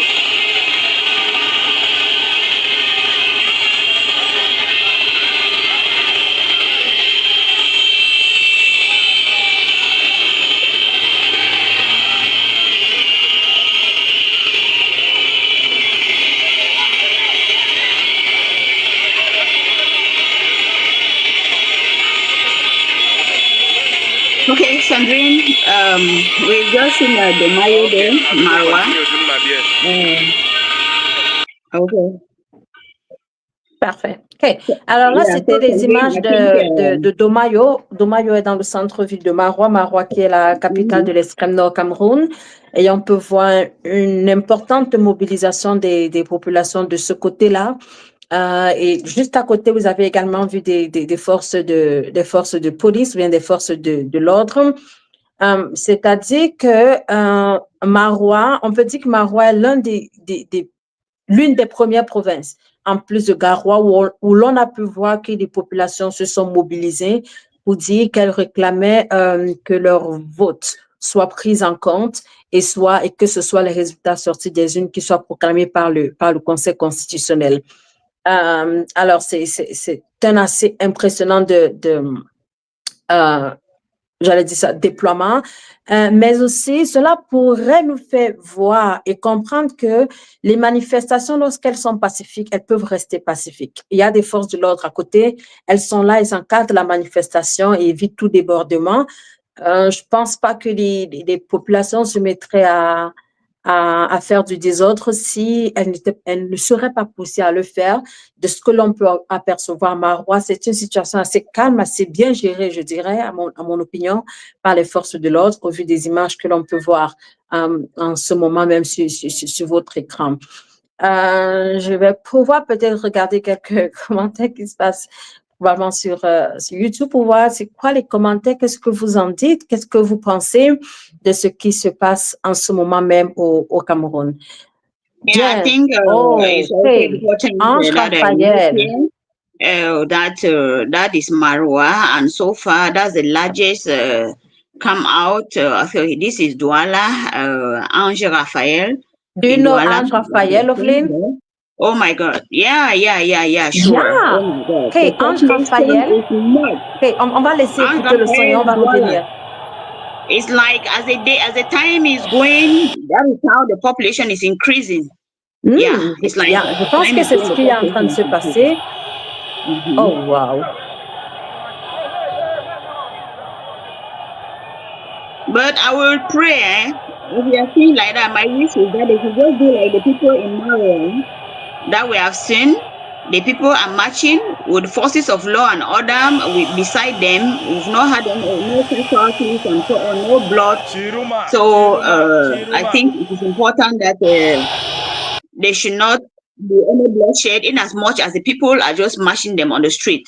Yeah, that is going to be my wish, that there shouldn't be bloodshed. We see what is happening in Marwa. Marwa has had the largest outing so far, because we got the amateur reporter telling us about that there are about 6,000 bikes on the street, and then we still have people on foot. So they've had the largest come out, and it's peaceful. we've seen forces of law and order alongside, moving side by side with them. They are moving on the roads, and that is it. So we pray that it should happen so throughout the national territory. Whether the government says they should go out or they shouldn't go out, doesn't want them to go out. And if they go out, I think using live bullets in the population is not the best thing. Ok. Yeah. Je vais juste m'arrêter sur Ange Raphaël et depuis qu'on a commencé, j'aime bien autour de Douala que je maîtrise le mieux. Je me sens vraiment mieux à parler de comment est-ce que ces endroits sont des endroits assez stratégiques. Ici à l'image, Ange Raphaël, c'est ce carrefour qui est tout près de l'université de Douala, qui compose, j'allais dire, l'essentiel de la population estudiantine de la ville de Douala. Donc, à voir qu'il y a des manifestations de ce côté-là, on pourrait inférer ou penser que ce sont des jeunes, des étudiants qui sont encore à l'université, qui se mobilisent et ils sont en âge de voter. Cela veut dire qu'ils certainement, ils se sont rendus aux urnes le 12 octobre dernier et ils sont dehors, ils répondent à cet appel à la marche, à la manifestation pacifique, pour demander que leur voix soit prise en compte. C'est vraiment impressionnant de voir ces populations. On aura probablement des images qui viennent d'autres parties du Cameroun, d'autres parties du pays. On avait Marois à l'instant, on a eu Guider, on a eu Gaoundéré dans la Damawa, on a eu le Carrefour de Koti, toujours du côté de Douala.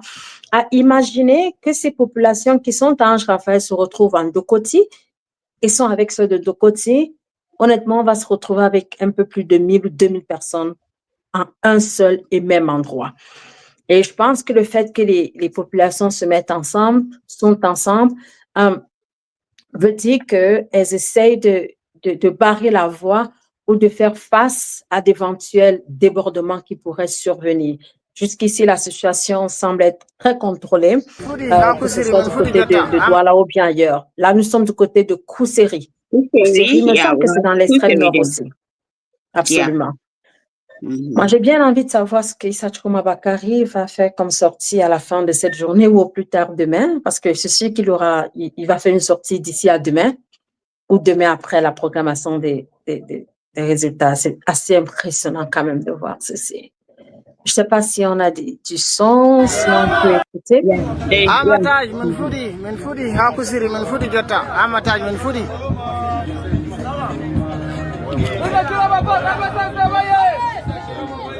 Issa Tchiroma Bakary, Kusiri Fudi, Kusiri.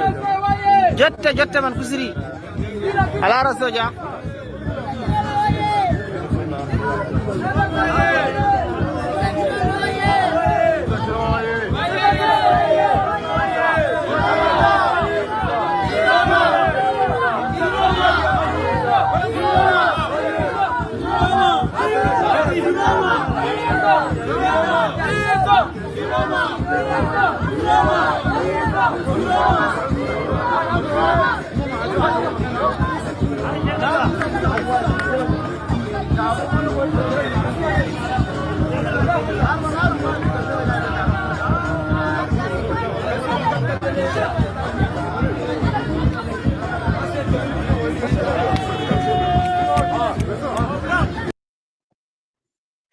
Bien, des images de Kousséri à l'instant.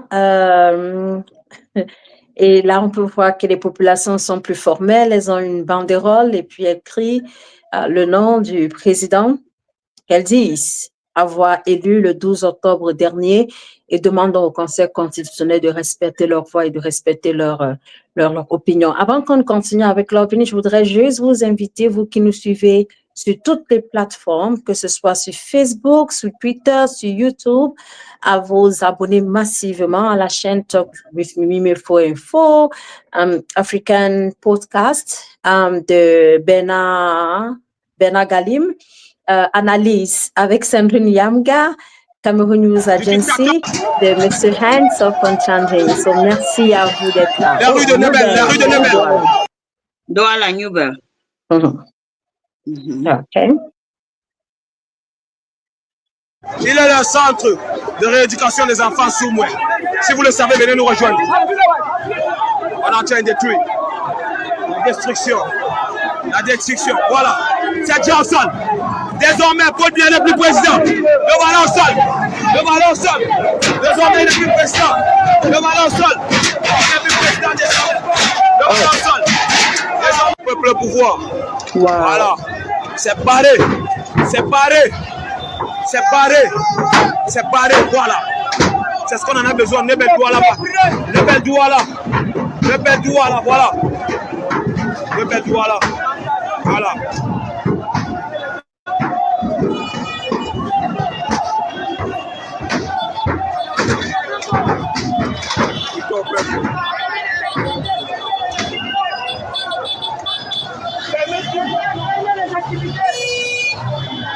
Ça ne passe pas.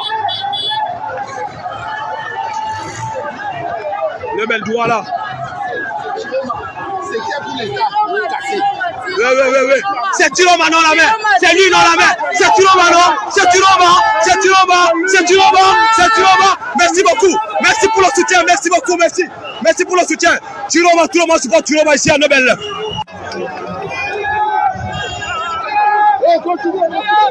Carrefour c'est cash.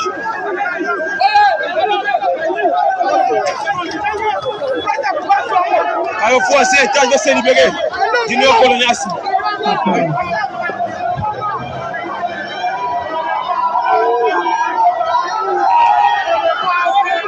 Tchiroma arrive.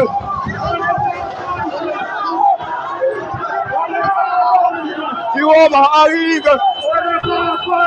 Tchiroma arrive. Tchiroma arrive. Tchiroma arrive. Carrefour c'est dans le départ du dictateur Paul Biya. Le dictateur Paul Biya. Nobel n'a plus besoin de toi. Nobel n'a plus besoin de toi, le dictateur Paul Biya. Il est là. Il est là parti. Le Carrefour c'est contre le régime dictatorial de Paul Biya. Notre nouveau président, Issa Tchiroma Bakary. Tchiroma. Tchiroma. Tchiroma. Tchiroma. Désormais le pouvoir au peuple. Le pouvoir au peuple. Le pouvoir au peuple. Désormais le pouvoir au peuple. Le pouvoir au peuple. Le pouvoir au peuple. Le pouvoir au peuple. Le pouvoir au peuple. Désormais. Désormais le pouvoir au peuple. Il doit partir. Il doit partir sur le départ. Ouais. On le voit. On n'en a plus besoin de toi. On en a marre. On en a marre. Regardez les mamans du quartier. Même les mamans du quartier en ont marre. Ils ont marre. Même les mamans du quartier en ont marre. Les mamans en ont marre. Ils doivent partir. Même les mamans en ont marre. Les enfants, les parents, les grands, les petits, même les nouveau-nés en ont marre du président Paul Biya.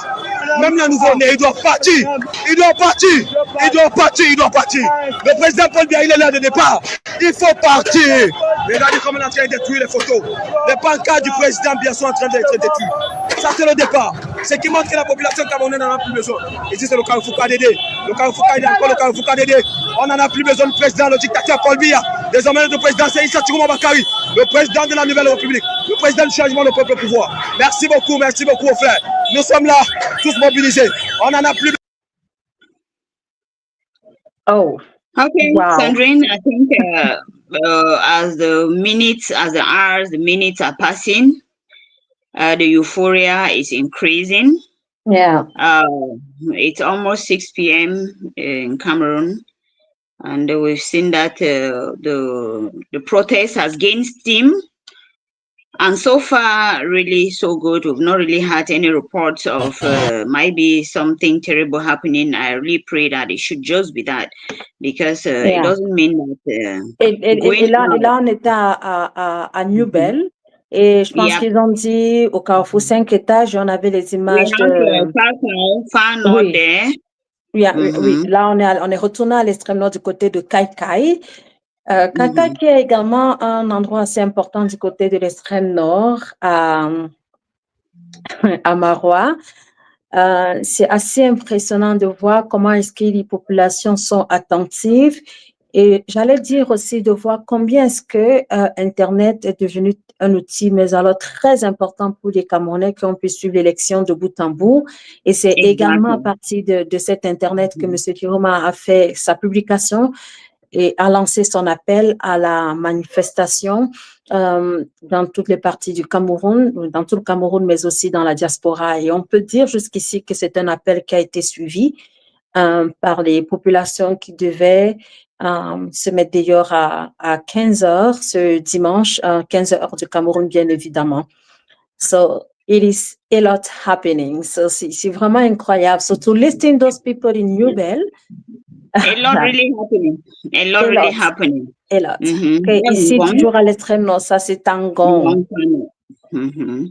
Ngonfano. So far, I think le septentrion Sandrine a été debout. A été debout. Je pense qu'on sait depuis le début de cette semaine que le septentrion s'est vraiment établi et a clairement donné sa position, où est-ce qu'il se trouve, ce qu'il pense. Jusqu'ici, mon opinion personnelle, c'est qu'on a du mal encore à avoir des images de Yaoundé, contraire à ce qu'on a aperçu avec des gens disent oui, nous voulons la paix et tout. On n'a pas vu ce type de manifestation que l'on enregistre du côté de Douala, du côté de l'extrême nord, du côté de Ngaoundéré jusqu'à présent. Alors, comment se comporte Yaoundé? Peut-être on va essayer d'avoir des images dans pas longtemps, mais c'est assez impressionnant de voir que les populations se sont mises dehors et j'essaye de me demander qu'est-ce qui aurait été leur réaction si les résultats de l'élection présidentielle avaient été proclamés jeudi dernier. Qu'est-ce qui devait se passer? C'est assez incroyable. That's incredible what is happening now. Yeah, everything being equal to be candid to you, Sandrine. If the results were proclaimed last Thursday, I think what we've seen today is not what we would have seen on that Thursday, because by then everybody was hurt. Everybody was saying that the truth should be told. The Constitutional Council should not read fake results that were published by Elekan. We got a lot of voices here. But, you know, the government itself, you know, was proactive, as I can say, was proactive and had to move it ahead. And within this period, they did what they did by taking some youth. We got Maje in Boya, we got in Yaoundé, we got in Douala, we got even in the West region, telling them to go march for peace, they shouldn't go out and so on. And we got now this fake voice that is we got the fake voice that we purportedly from Issa Tchiroma already, like, you know, congratulating President Paul Biya and saying that people shouldn't go out today. All those things like that were all, you know, means to keep today calm, and so that people or Cameroonians will not react to the call by Issa Tchiroma to go to the street today, Sunday, for the protest. But we've seen that the call was heeded in some parts of the country and wasn't heeded in some parts of the country, most especially because of you know, the strong presence of forces of law and order. Like we said, when I saw Marwa, what impressed me most was the fact that they are out fine, but alongside the forces and law and order who were like guiding them. And I want to say, in a democracy, that is how it should be. Yes. Oh my God, we are getting information that at least 2 deaths in Kululu, there in Douala. That is really sad.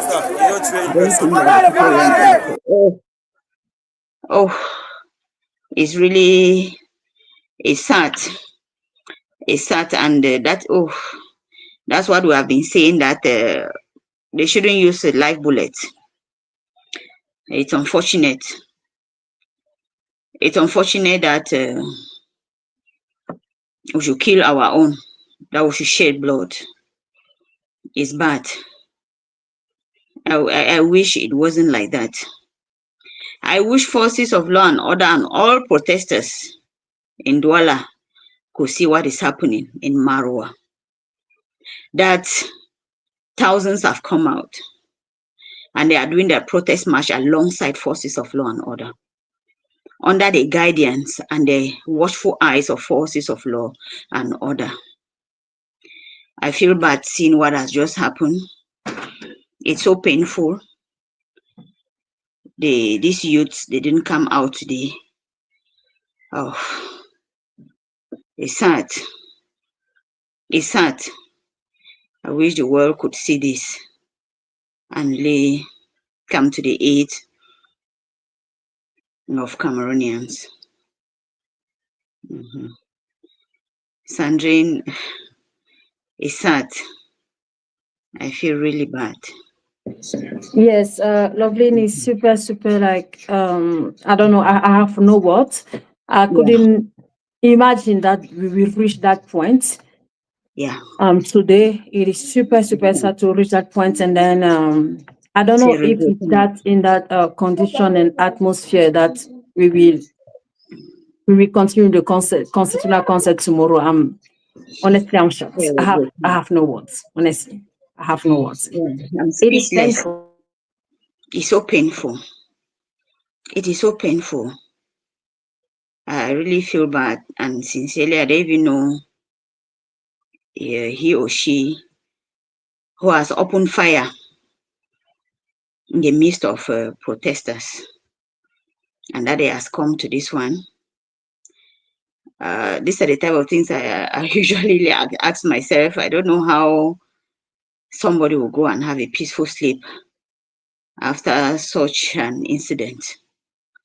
But I wish forces of law and order who are there to protect the people will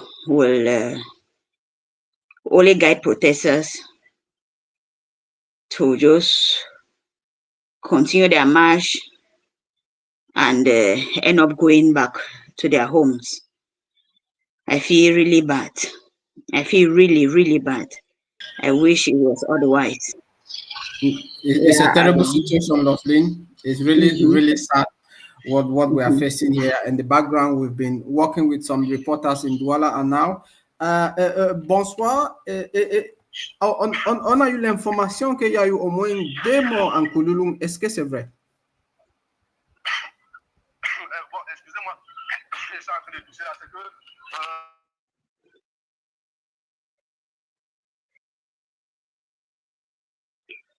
network, Hansen. Arrivé au niveau de Total Omnisport, il y a eu spontanément les éléments de la gendarmerie qui sont sortis avec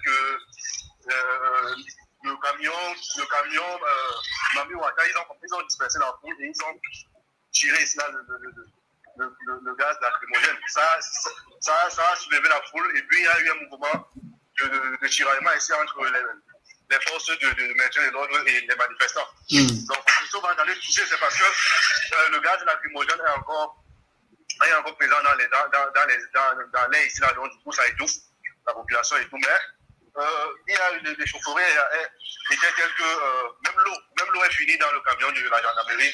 En ce moment, ils sont en train de recharger le camion pour sûrement repartir encore sur les trucs. Mais seulement ici au niveau de Banda, la manifestation a été dispersée et la circulation est en train de passer. Oui, selon ce que vous, par rapport à la question que vous m'avez posée, si de savoir qu'il y a eu. Oui, j'ai eu vent de cela. C'est vrai que je n'étais pas sur les lieux. J'ai essayé de contacter des personnes sur place là-bas qui me confirment qu'effectivement, au niveau de Kouloulou au marché, dans les environs du marché Kouloulou, il y a eu des échanges, il y a eu des tirs qui ont été entendus de ce côté-là. On fait état de ce que 2 personnes seraient mortes. C'est vrai que je n'ai pas encore confirmé l'information. Je crois que je le dis au conditionnel. Même s'il s'agit quand même d'une information délicate. Mais j'ai reçu quand même des photos de certaines personnes qui sont sur place là-bas où il me reste simplement de confirmer d'abord si effectivement ces photos sont originales, afin de confirmer effectivement s'il y a eu des faits inhumains de ce côté-là. Mais sinon, je peux vous confirmer qu'il y a eu effectivement des échanges de tirs. Il n'y a pas des échanges de tirs. Les tirs ont été entendus venant du côté de la gendarmerie, puisqu'il y a eu des balles qui ont été ramassées par les manifestations sur place là-bas sur le terrain. Et puis vers Anse Raphaël, il y a eu une foule qui s'est sortie vers Anse Raphaël. Est-ce que c'était les étudiants de l'université de Douala ou c'est les habitants des côtés de la communauté universitaire? Bon, le mouvement qui est au niveau de Anse Raphaël, c'est la suite du mouvement des populations, des gars qui sont sortis du côté de Nogoti. Ils sont sortis de Nogoti, ils sont remontés jusqu'au niveau de Ange Raphaël. C'est vrai qu'au fur et à mesure qu'ils montaient, la foule s'agrandissait parce que vous savez, aujourd'hui c'est dimanche et il y a un match là, il y a le classico comme Real Madrid, Barcelone qui est en train de se jouer. Donc du coup, il y a des gens qui étaient stationnés au niveau des bars, à proximité de la route pour regarder le match. Donc ce qui fait que quand la foule la montait, il y en a qui ont rejoint le mouvement. Et aussi au niveau de Moby Guinness, Carrefour Moby Guinness, il y a eu un petit groupe qui s'est arrêté là-bas pour détruire les effigies de Paul Biya qui étaient encore présents sur les lieux. Oui. Donc c'est cette même foule-là qui est partie de nos côtés, qui est remontée jusqu'au niveau de Bepanda, où il y a eu des échauffourées avec la gendarmerie. Et maintenant, quand vous regardez la situation, est-ce que vous pensez que ça va déborder vers 19, vers 20 heures?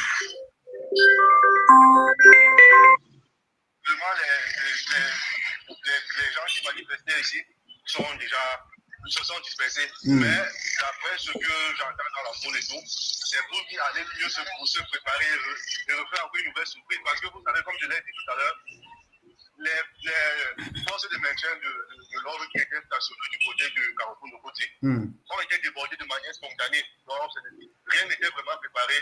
Ils ne s'attendaient pas. Ils sont sortis comme ça, de manière spontanée, et ont pris d'assaut la route. Là, nous sommes au niveau de Dépendant Monaco, où la route est même barricadée la route est barricadée pour le moment ici. Donc, au vu de comment les choses se passent, il pourrait effectivement avoir des mouvements d'ici un peu dans la soirée, mais pour le moment, c'est un peu calme. Ok, d'accord. Merci beaucoup, Gilles. C'était bien de t'avoir. Et puis, s'il y a l'information, vous pouvez remonter au niveau de la rédaction. Merci beaucoup. D'accord, c'est noté. It's not. There are deaths that were recorded in Kululung, actually. It's sad. It's really sad. I cannot tell you, it has dampened my spirit on this live show. To know that people have died from live bullets in their own country in a peaceful protest. And Hans reports also coming in right away are saying that because of the two deaths, the protesters have decided to set a police van ablaze. I don't know how true that is, but we'll surely still be having the information from the field. But I cannot tell you a lie. What I just saw has dampened my spirit. And I don't know, but it's sad. I wish the government could see it the other way around. Yeah, I wish the government could see it the other way around.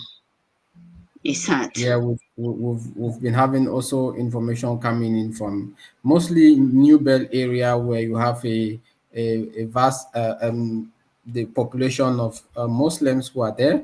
Like our reporter said earlier, that the security forces have been moving around this New Bay area, or moving around areas where you have a majority of Muslims who are there. We see there, there's a bullet. There's a bullet there on the screen, Hansen.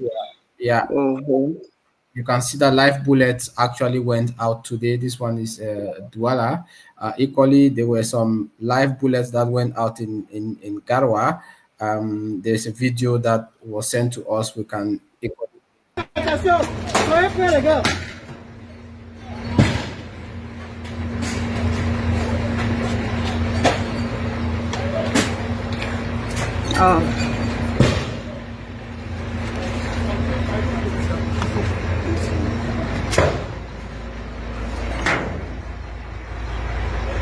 Attention! Faites attention!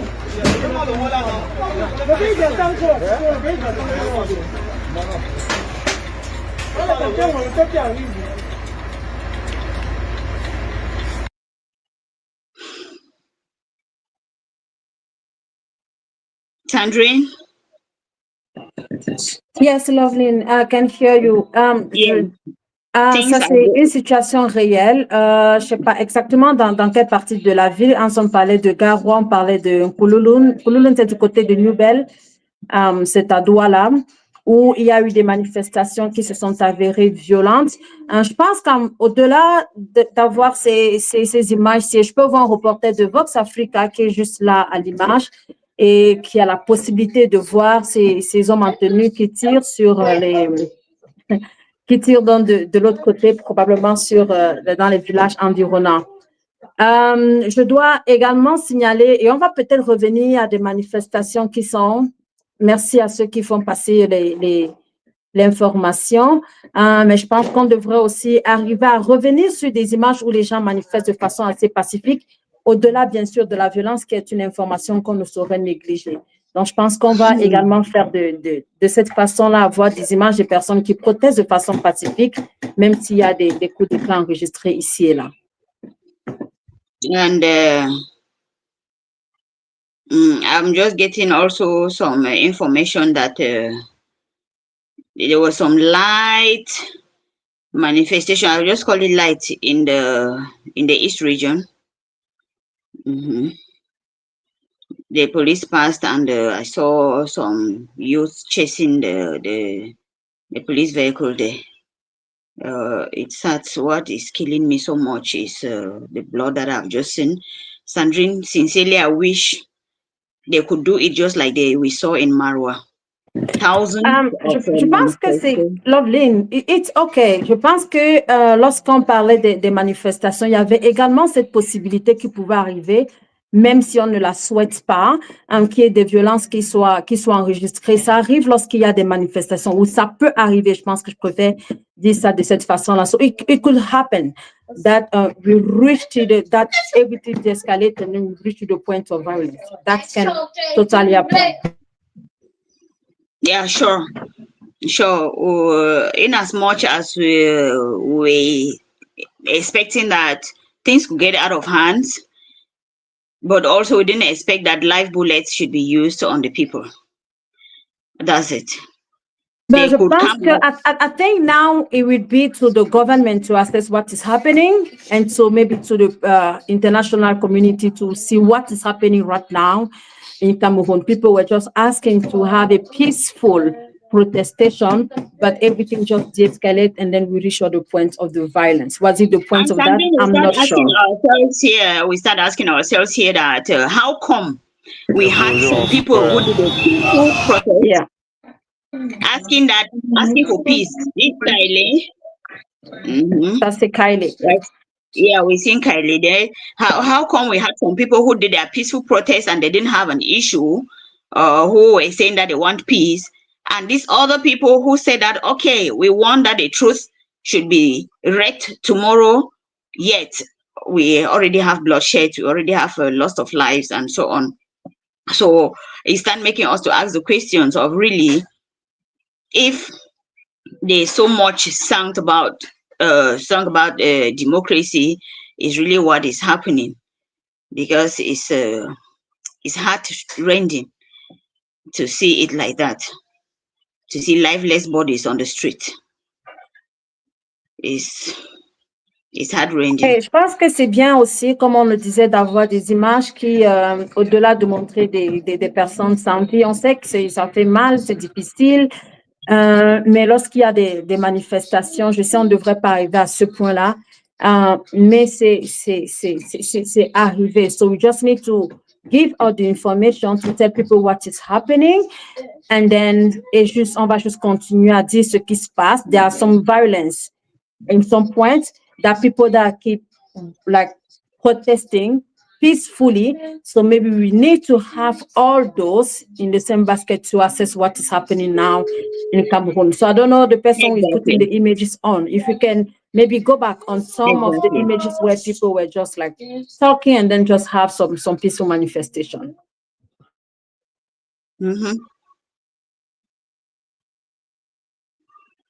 Okay, while we are waiting, Anson is somewhere here, and then if you can hear us.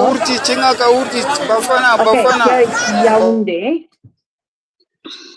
That's Chinga Yaoundé. Like you see, that's what I earlier said. That there was some movement there in Chinga in Yaoundé. The forces of law and order came out with their water cannons and dispersed the population. But right now, I don't know if it is still happening, or when the forces of law and order came out, That was it. Or it's important to note here that right here in Cameroon, it's past 6 already, and there is still movements throughout the national territory per se, because not all the regions are involved. But we've had Yaoundé, we've Yeah, had ça c'est Douala, Tinga, le we've siège had là. the East region. Autour, je pense que c'est le quartier qui est le siège là, de la Fédération camerounaise de football, Africa Foot, où on peut également voir, même si c'est une manifestation qui semble assez timide, mais il y a quand même des personnes qui sont dans la rue. Donc, c'est une manifestation qui fonctionne. Yeah. I was just giving, I was just trying to give a rundown of saying that so far we've had Douala, we had Yaoundé, we have the East region, we've had Marwa, we've had Garoua. That's already 5.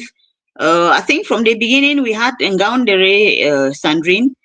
Good. Making 6 regions that we've gotten reactions from them. So out of 8 that we're like expecting, because the Northwest and the Southwest has been silent for some time now, but out of 8 regions, we had 6 that have reacted. Where we've not had, I think is the West region. We've not had something from the West region, Sandrine. And the South region, that's in Ibolova. Good. So we've not had anything from these 2 regions, but out of the 8 regions that we were looking at, 6 have reacted, have gone out, even if it is timid, even if it was not for a short time, but they went out to make their voices heard. And also on the international scene, across embassies, Cameroon embassies represented abroad, we've also had reactions from there. We just pray that tomorrow, at the proclamation of results, Bien, j'espère aussi que probablement d'ici, avant qu'on ne quitte cette antenne, qu'on aura peut-être des partis politiques ou bien des experts pour analyser ce qui se passe au Cameroun en ce moment, ces appels et ces contre-appels, je vais les appeler comme ceci, pour comprendre qu'est-ce qui se passe, comment est-ce qu'on peut analyser cette situation du côté du Cameroun. Est-ce que c'était un dimanche où il y avait d'une part des banderoles, des affiches, des appels à la paix, et bien sûr une autre où il y avait des appels à la protestation pacifique. Voilà. Yeah, sure. We'll be expecting, but Sandrine, sincerely, after the much talk and the much threats that were given by the government officials for people not to go out, we started having issues back at home. We couldn't really have people who could talk because everybody's like afraid, especially with the numerous arrests. So they were like afraid. They didn't want to say anything because it's like when you finish talking, the next minute you are picked up. So that's one of the things that is not there. Douala, still.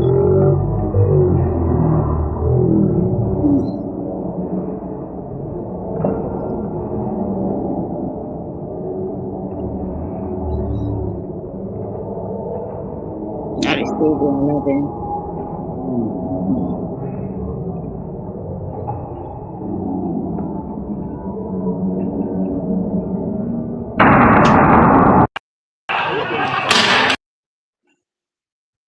Oh, we see smoke coming out there, Sandrine. Either tear gas. I prefer to call it tear gas than to think that it's a gunshot. Ça c'est pas juste comme c'est des tirs, c'est certain. Peut-être pour dissuader la population, peut-être pour disperser les populations, mais on peut le voir de façon claire. Et j'ai vraiment envie de me demander ce que va dire le ministre de l'administration territoriale et de la décentralisation, qui a parlé de l'arrestation des personnes qui n'avaient pas le droit d'être là, du côté de Yaoundé, j'allais dire de Garoua. Je suis vraiment très impatiente de voir quelle sera la réaction du gouvernement actuel de ce qui se passe, ou est-ce qu'on devra attendre jusqu'à la fin de la proclamation demain des résultats de l'élection présidentielle. C'est vraiment à voir. C'est une situation assez complexe, assez délicate aussi. Je pense pas que lorsqu'on a amorcer la campagne présidentielle, on s'attendait à ce que les choses se passent de cette façon jusqu'au jour de l'élection ou après l'élection présidentielle.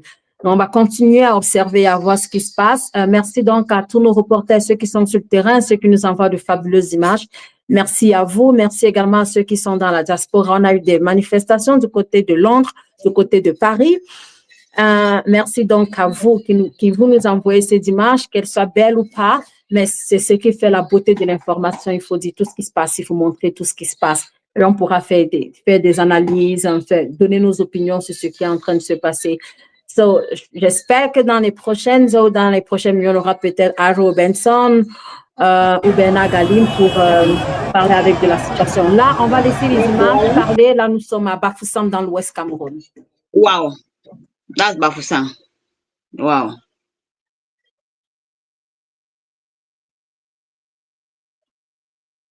That's Bafoussam. We're just saying that we've not had anything from Bafoussam. So 7 on 8 so far.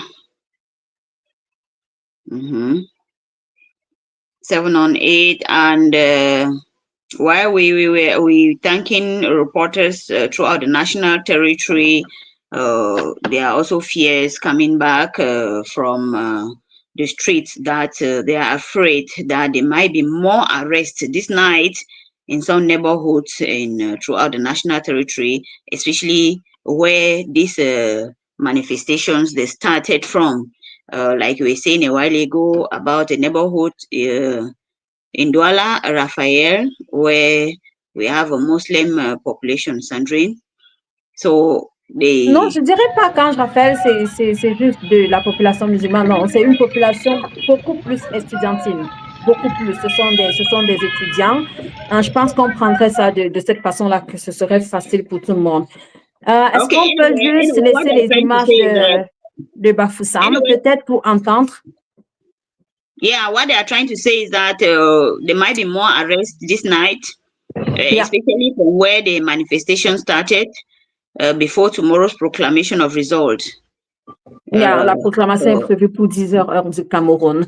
Est-ce qu'on peut juste avoir les images et surtout le son en audio qui se passe du côté de Bafoussam?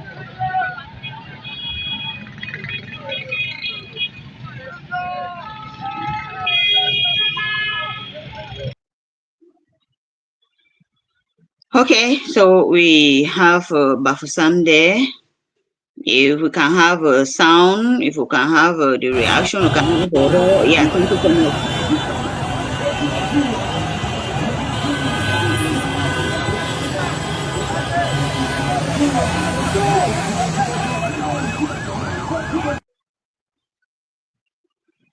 Okay, thank you so much. That Bafoussam.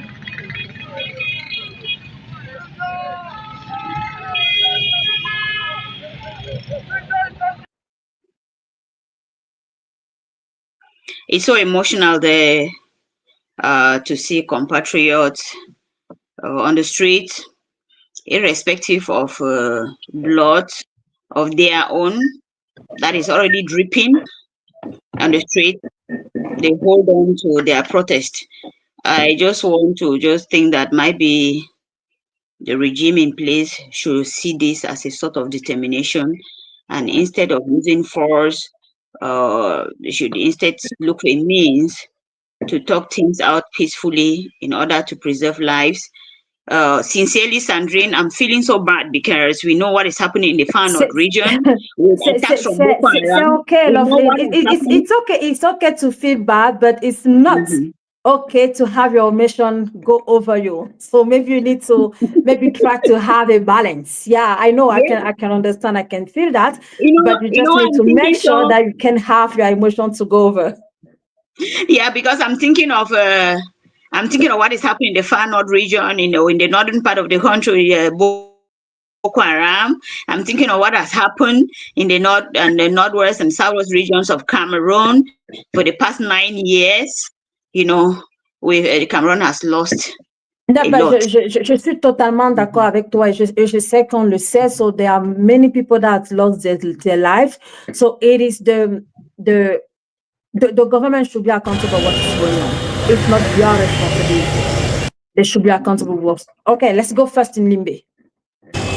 Okay. Yeah.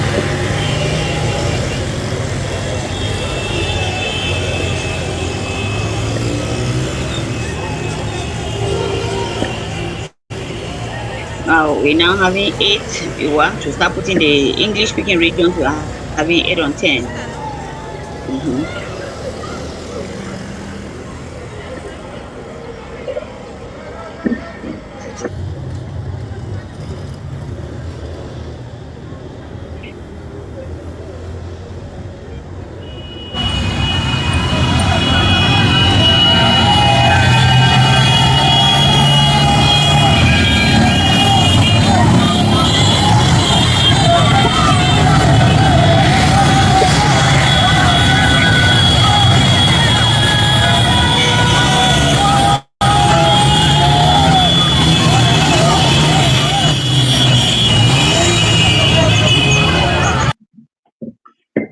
OK, ici, les images de Limbe. So, Limbe is in the southwest region, dans la région du sud-ouest, où on peut également apercevoir des manifestations, des personnes sur leur moto qui font du bruit, qui semblent dire un message, honnêtement, que j'ai du mal à capter, de savoir exactement qu'est-ce qu'ils disent de ce côté-là. Mais je pense que c'est un point important. It's an important point to know what is going on in the southwest and in the northwest, when or where the population have been suffering for ghost town for a long years now. And then we didn't hear much their voices around the election, the presidential election in Cameroon. So it is good to see what is happening there. There is Limbe. Limbe is in the Fako division, I think so, and then in the region of the Southwest. So là, nous sommes à Limbe. Limbe est la capitale de la région du Sud-Ouest, où on peut voir que des populations se sont mobilisées également de ce côté-là, répondant à l'appel de Issa Tchiroma Bakary de faire des manifestations et des protestations pacifiques qui viennent de paix ce dimanche après-midi. Alors, il est environ 17-18 heures au Cameroun, je pense, 18 heures en ce moment-ci. Je pense que on a également pu voir dans les images d'avant quelques échanges entre des forces de police et les populations, les forces de police qui tentaient de tirer des coups de feu pour dissuader les populations et les disperser, surtout les disperser et éviter donc des manifestations. Malheureusement, et on l'a vu il y a un instant, il y a déjà des personnes qui sont mortes sur le carreau au cours de ces manifestations, surtout du côté de Douala, pour les dernières informations que nous avons eues. Et aussi signaler que des manifestations se poursuivent. Manifestations se poursuivent là, dans la région de l'Ouest.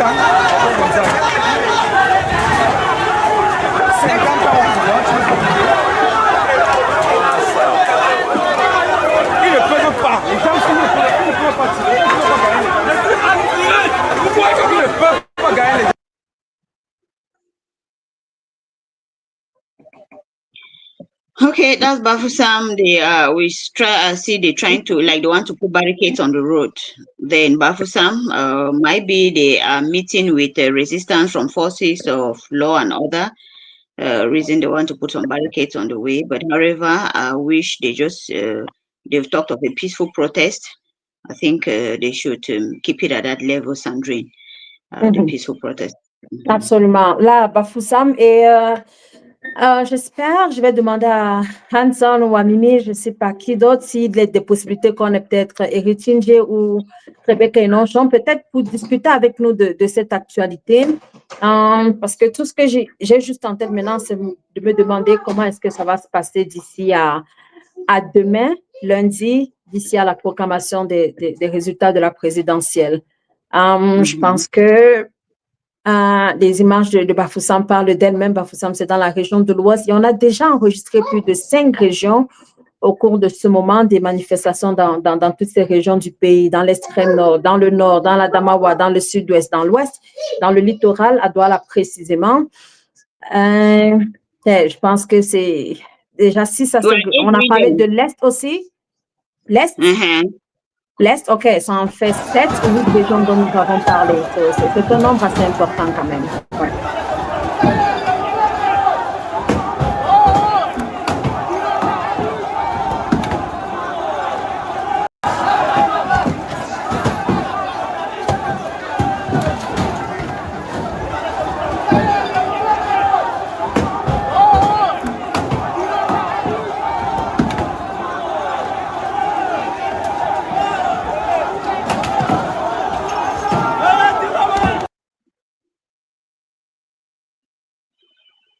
Oh, that's Douala turning violent there, Sandrine. Douala, c'est Douala, je dirais. Douala, c'est vraiment les extrémités où c'est très calme, ou alors c'est très bruyant, ou alors c'est très violent. Là, nous étions à Douala. Douala, c'est dans la capitale économique du Cameroun, et on sait très bien que c'est l'une des villes, je dirais même, la ville la plus importante du Cameroun en termes d'économie, tout bouge à ce niveau-là. Là, je pense qu'on a vu une voiture de police qui a été incendiée par les populations. Peut-être répondent-elles aux autres violences que l'on a enregistrées précédemment avec des personnes qui sont tombées sur le carreau. C'est à voir et c'est à discuter, Loveline. Yeah, c'est à discuter, comme vous avez bien dit. We see maybe this anger that is this anger that they are pouring out like this is because of the bloodshed that we just saw there on the streets there in Douala, that has made them to come out of themselves, and in a way, can we say that they are trying to mourn for their brothers that have just departed because of this protest? Other reports are trying to talk about calm in Limbe, but we just saw those images there. They were just for a few seconds, maybe because of fear of the heavy presence of forces of law and order. They had to be very brief in a way to pass a message. A message is a message, also to make their voices heard, that irrespective of anything, they are also showing that they are not happy to eat. That's it. So that's already a police van there that has been burned down in Douala. Probably is their way of responding to those who have died, a way of mourning them, paying homage to them, Sandrine. I don't know. Non, Loveline, tu sais, moi, je viens de Douala et je sais, moi, j'ai participé, c'est un bien grand mot, mais j'ai pris part aux manifestations de 2008 et je les ai couvertes en tant que journaliste à Equinox à l'époque.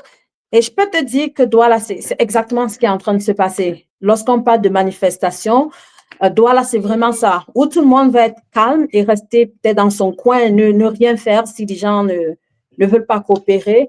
Mais lorsqu'ils coopèrent, ils le coopèrent vraiment de façon entière. Ils le font vraiment, vraiment de façon entière. Donc, ils sont là, ils sont dans la manifestation à fond. Ailleurs, on a vu des barricades être posées. Au-delà d'avoir des barricades, je pense que l'information est en train d'être très, très vite relayée, au point où je me dis, ça c'est mon opinion personnelle, que ces populations qui en sont arrivées à brûler un véhicule de police, c'est peut-être une réponse à ce qui est en train de se passer.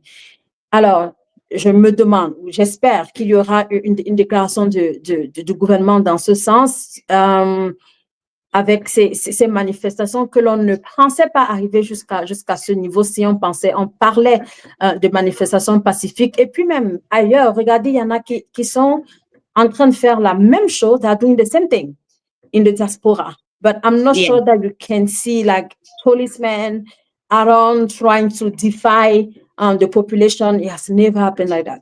Parce que les gens sont conscients. Il y a une manifestation devrait être encadrée, un peu comme on l'a vu à Marois, et moi j'ai aimé cette image-là, par des forces de police qui sont là, qui se rassurent qu'il n'y a pas de débordement, qu'il n'y a pas de casse, qu'il n'y a pas de brûlure.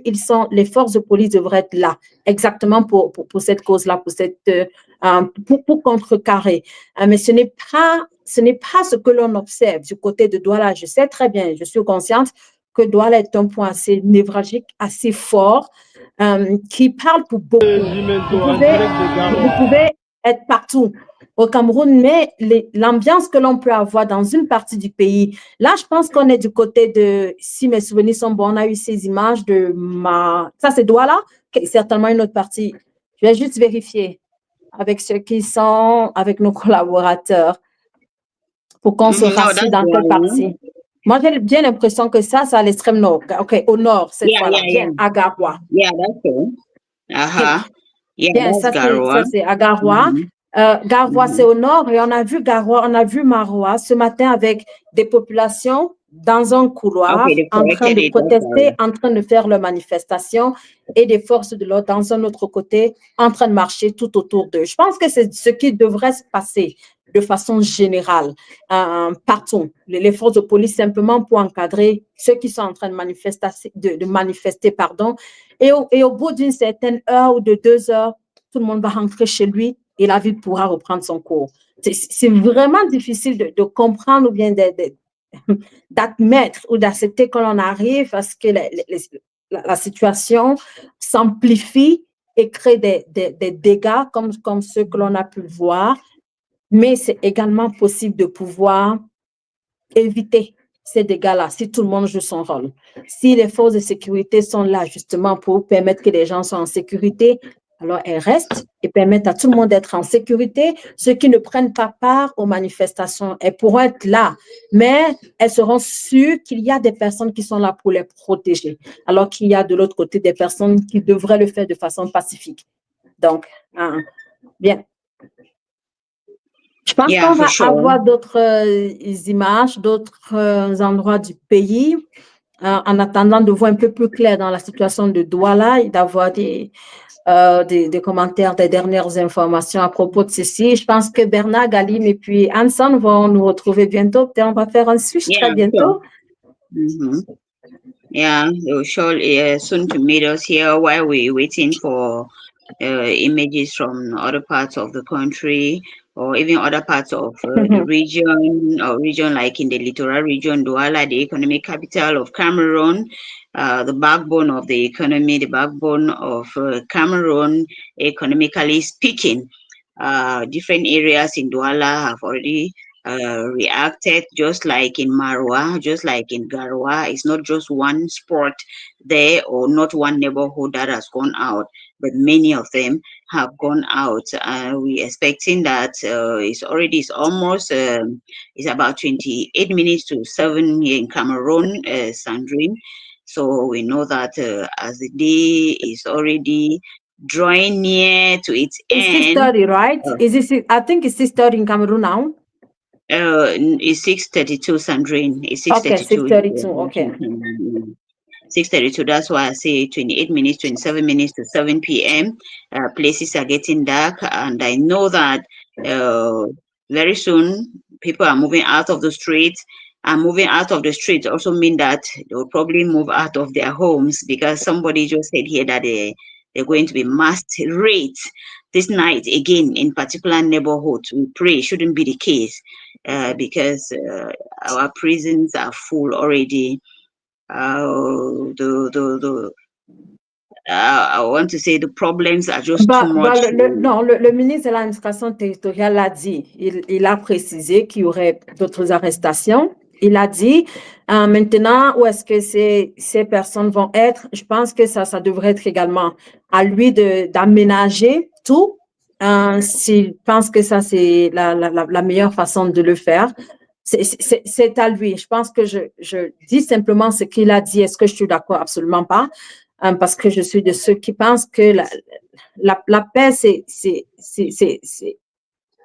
aussi, pas seulement, mais c'est aussi l'absence de violence. C'est prioritairement d'ailleurs l'absence de violence. C'est la capacité à se sentir bien où l'on se trouve.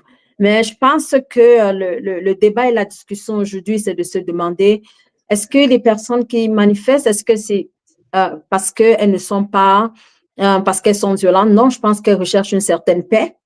Elles ont envie de se sentir bien, de se dire qu'elles ont vécu avec un gouvernement qui a quand même 43 ans.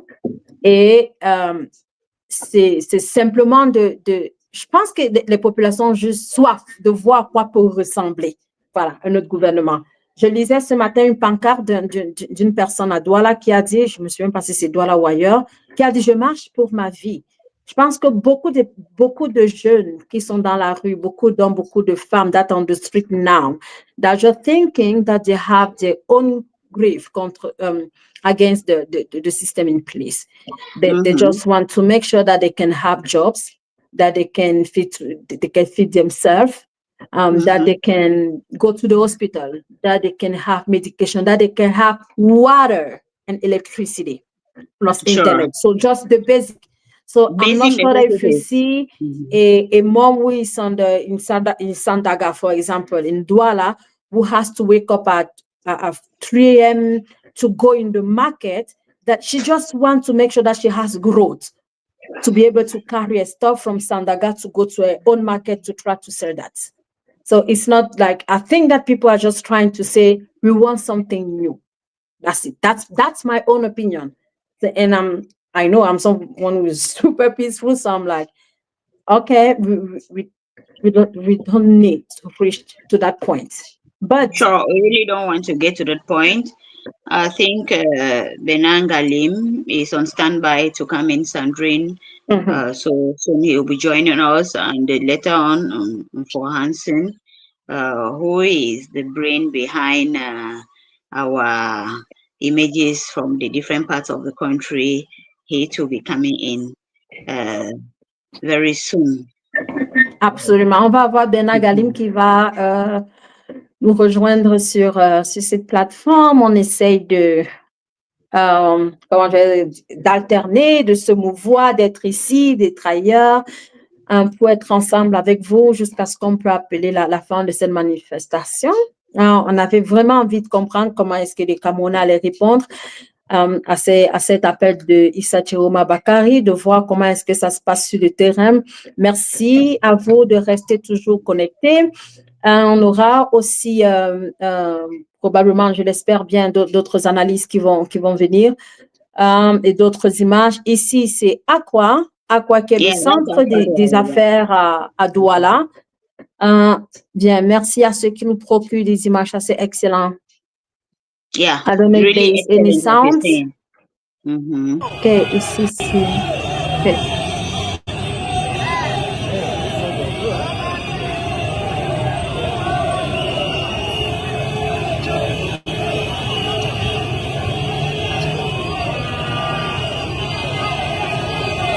Bravo!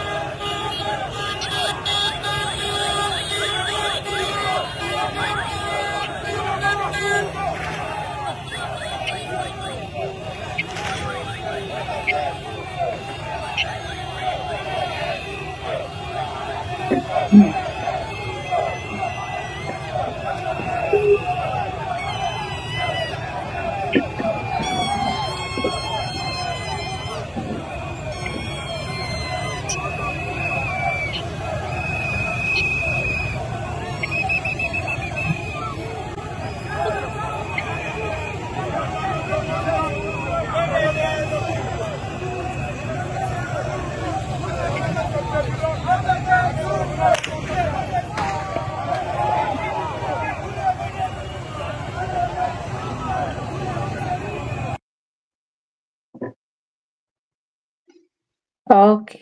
Là, des manifestations du côté de Aqua. Et je pense bien que là, c'est... Il y a Aqua. Je pense que là, c'est la douche municipale, autour de la douche municipale à Aqua. Si mes souvenirs sont corrects, mais je pense que j'y suis. Je pense que là, c'est exactement la douche municipale à Aqua. Aqua qui est vraiment le centre des affaires. Et c'est un endroit qui semble assez calme, très souvent le dimanche. Anson et moi avons travaillé autour d'Aqua, donc nous savons très bien. Donc, c'est un endroit qui est assez calme le plus souvent. Alors, si on arrive à avoir ce type de mobilisation, ça veut dire que les Camerounais, de ce côté-là, ont bien entendu, mais alors très bien, l'appel à la manifestation pacifique lancée par Issa Tchiroma Bakary. On peut le dire que c'est un appel qui a été entendu dans presque toutes les régions du Cameroun, même si on n'a pas des images de tous les dirigeants, mais je pense qu'on a eu l'essentiel qui nous donne une perspective de ce qui se passe en ce moment au Cameroun. C'est assez impressionnant de voir comment est-ce que cet appel lancé a dû résonner dans les oreilles des uns et des autres. Donc, c'est simplement et clairement, comme je le disais il y a un instant, de la détermination, mais surtout de la frustration pour ces populations, pour ces jeunes.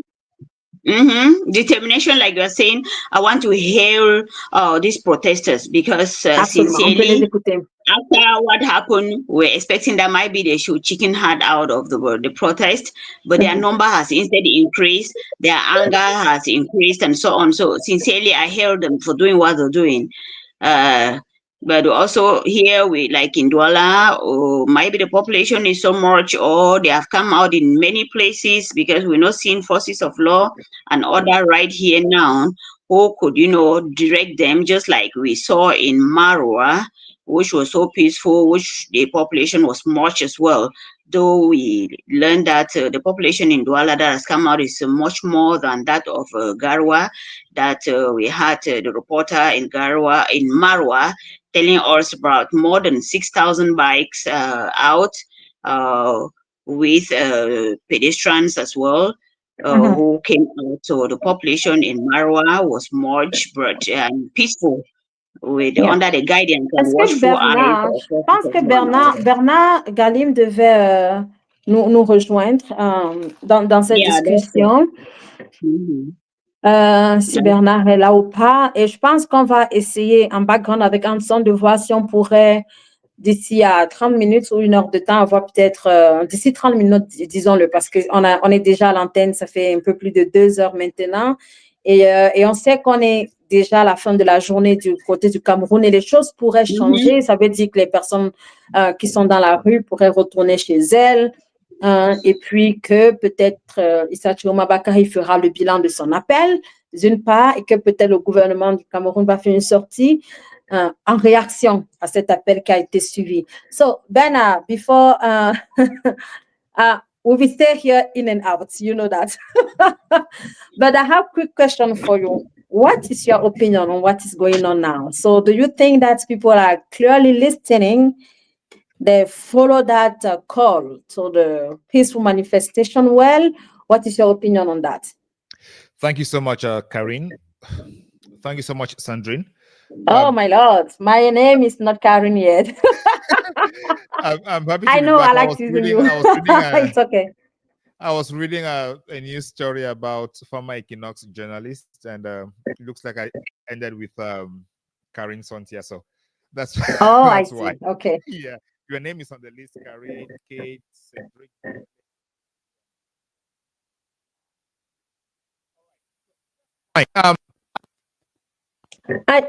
Ben, we can't get you well. I don't know if it's me or something, but honestly, I can't get you well. It's being just cutting.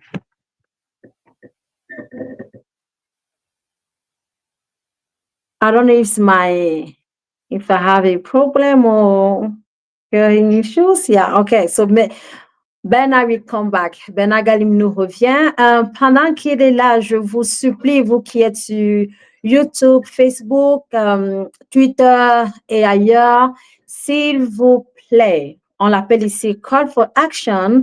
Merci de souscrire aux pages que vous avez, aux pages de ceux qui travaillent ensemble dans cette fabuleuse équipe autour de Mimifo pour fédérer toutes les énergies, des forces, mais aussi des talents que nous avons. S'il vous plaît, juste souscrire sur les pages de Bernard Galim qui est de Beyond African Post, Cameroon News Agency de Hanson 4, Analyse avec, I know that's French, Analyse avec Sandrine Yamgar. Je pense aussi la page Twitter de Rebecca et Nonchon. Merci à vous, s'il vous plaît, de souscrire à cette page et leur donner de la force et leur donner du courage de continuer à parler des questions qui nous touchent au Cameroun et même ailleurs, en dehors du Cameroun. Alors, on continue d'avoir en image les protestations, les manifestations qui ont cours depuis 15 heures depuis cet après-midi dans plusieurs parties du Cameroun, dans plusieurs régions, peut-être, probablement même dans toutes les 10 régions du Cameroun, où des jeunes issus de partis politiques ou pas ont entendu l'appel lancé par Issa Tchiroma Bakary il y a quelques heures, je pense il y a 2 jours maintenant, qui demandait à tout le monde d'aller marcher de façon pacifique dans la rue pour demander au Conseil constitutionnel, ça c'est l'une des raisons, au Conseil constitutionnel de pouvoir prononcer uniquement le résultat ou proclamer le résultat qui est issu des urnes. Et disons, rappelons-le que l'élection présidentielle au Cameroun a eu lieu le 12 octobre dernier et la proclamation des résultats est annoncée, prévue pour demain. Demain, lundi 27 octobre, lorsqu'il sera exactement 10 heures, dès 10 heures, ce sera, je pense, il me semble bien du côté du Palais des Congrès à Yaoundé par le Conseil constitutionnel. Ben, are you back? Yes, I'm back. Can you hear me? Perfect. Can you hear me? Good. All right. Thank you so much. Yeah, thank you. So I was saying that this is not a call by Issa Tchiroma Bakary at all.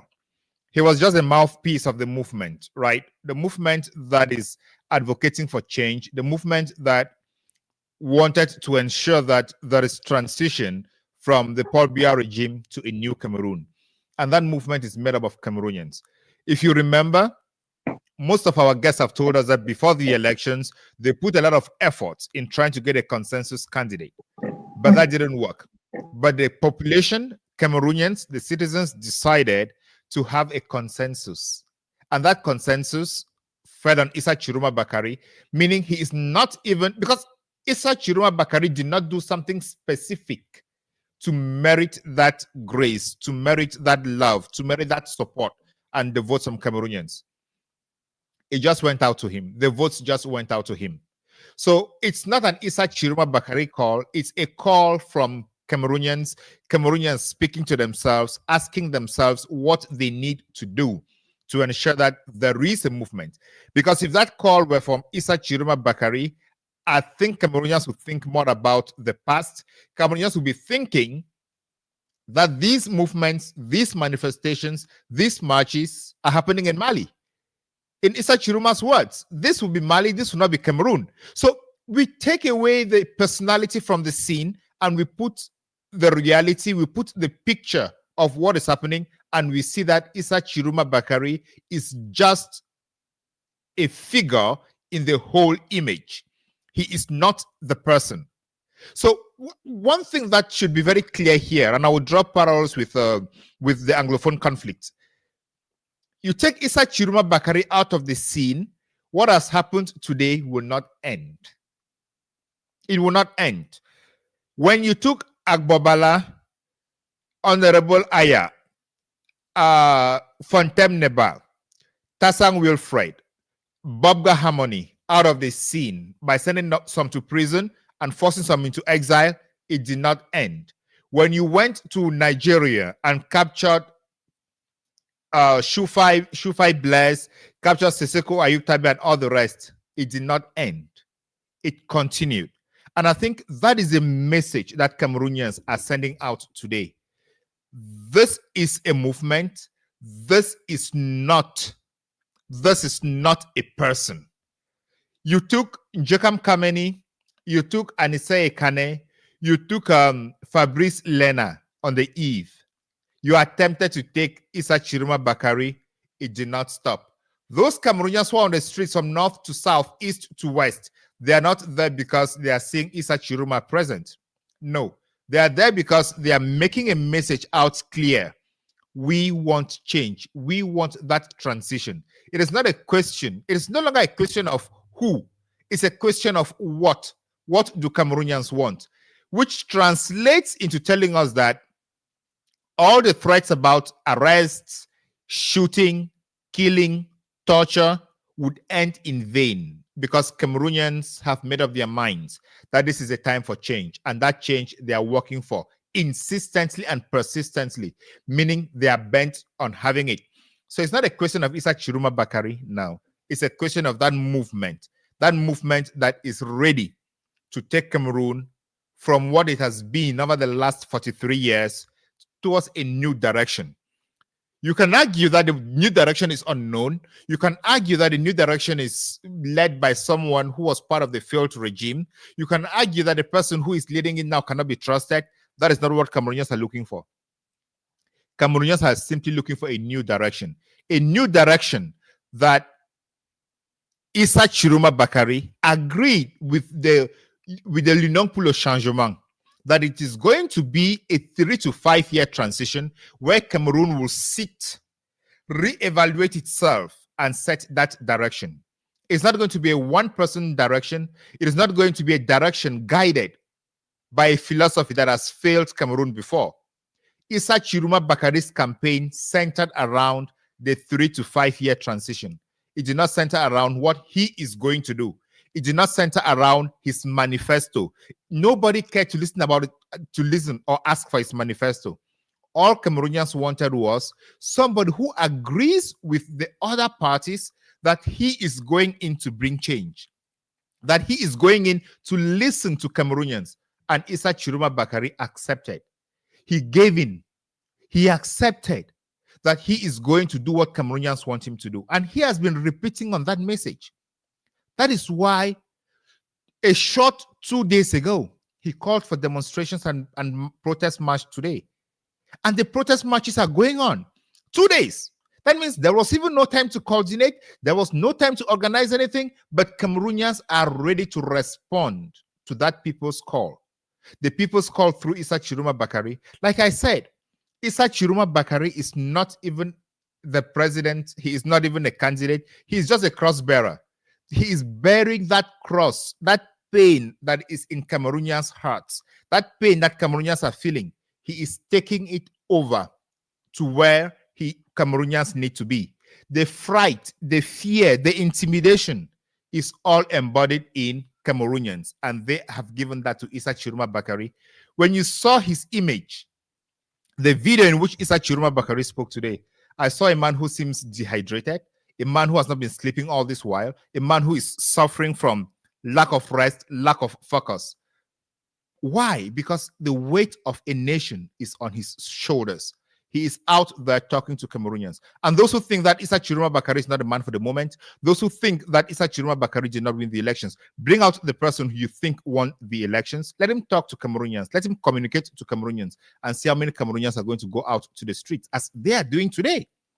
These people who are out on the streets today, they are talking and they are communicating a message of transition, a message of peace.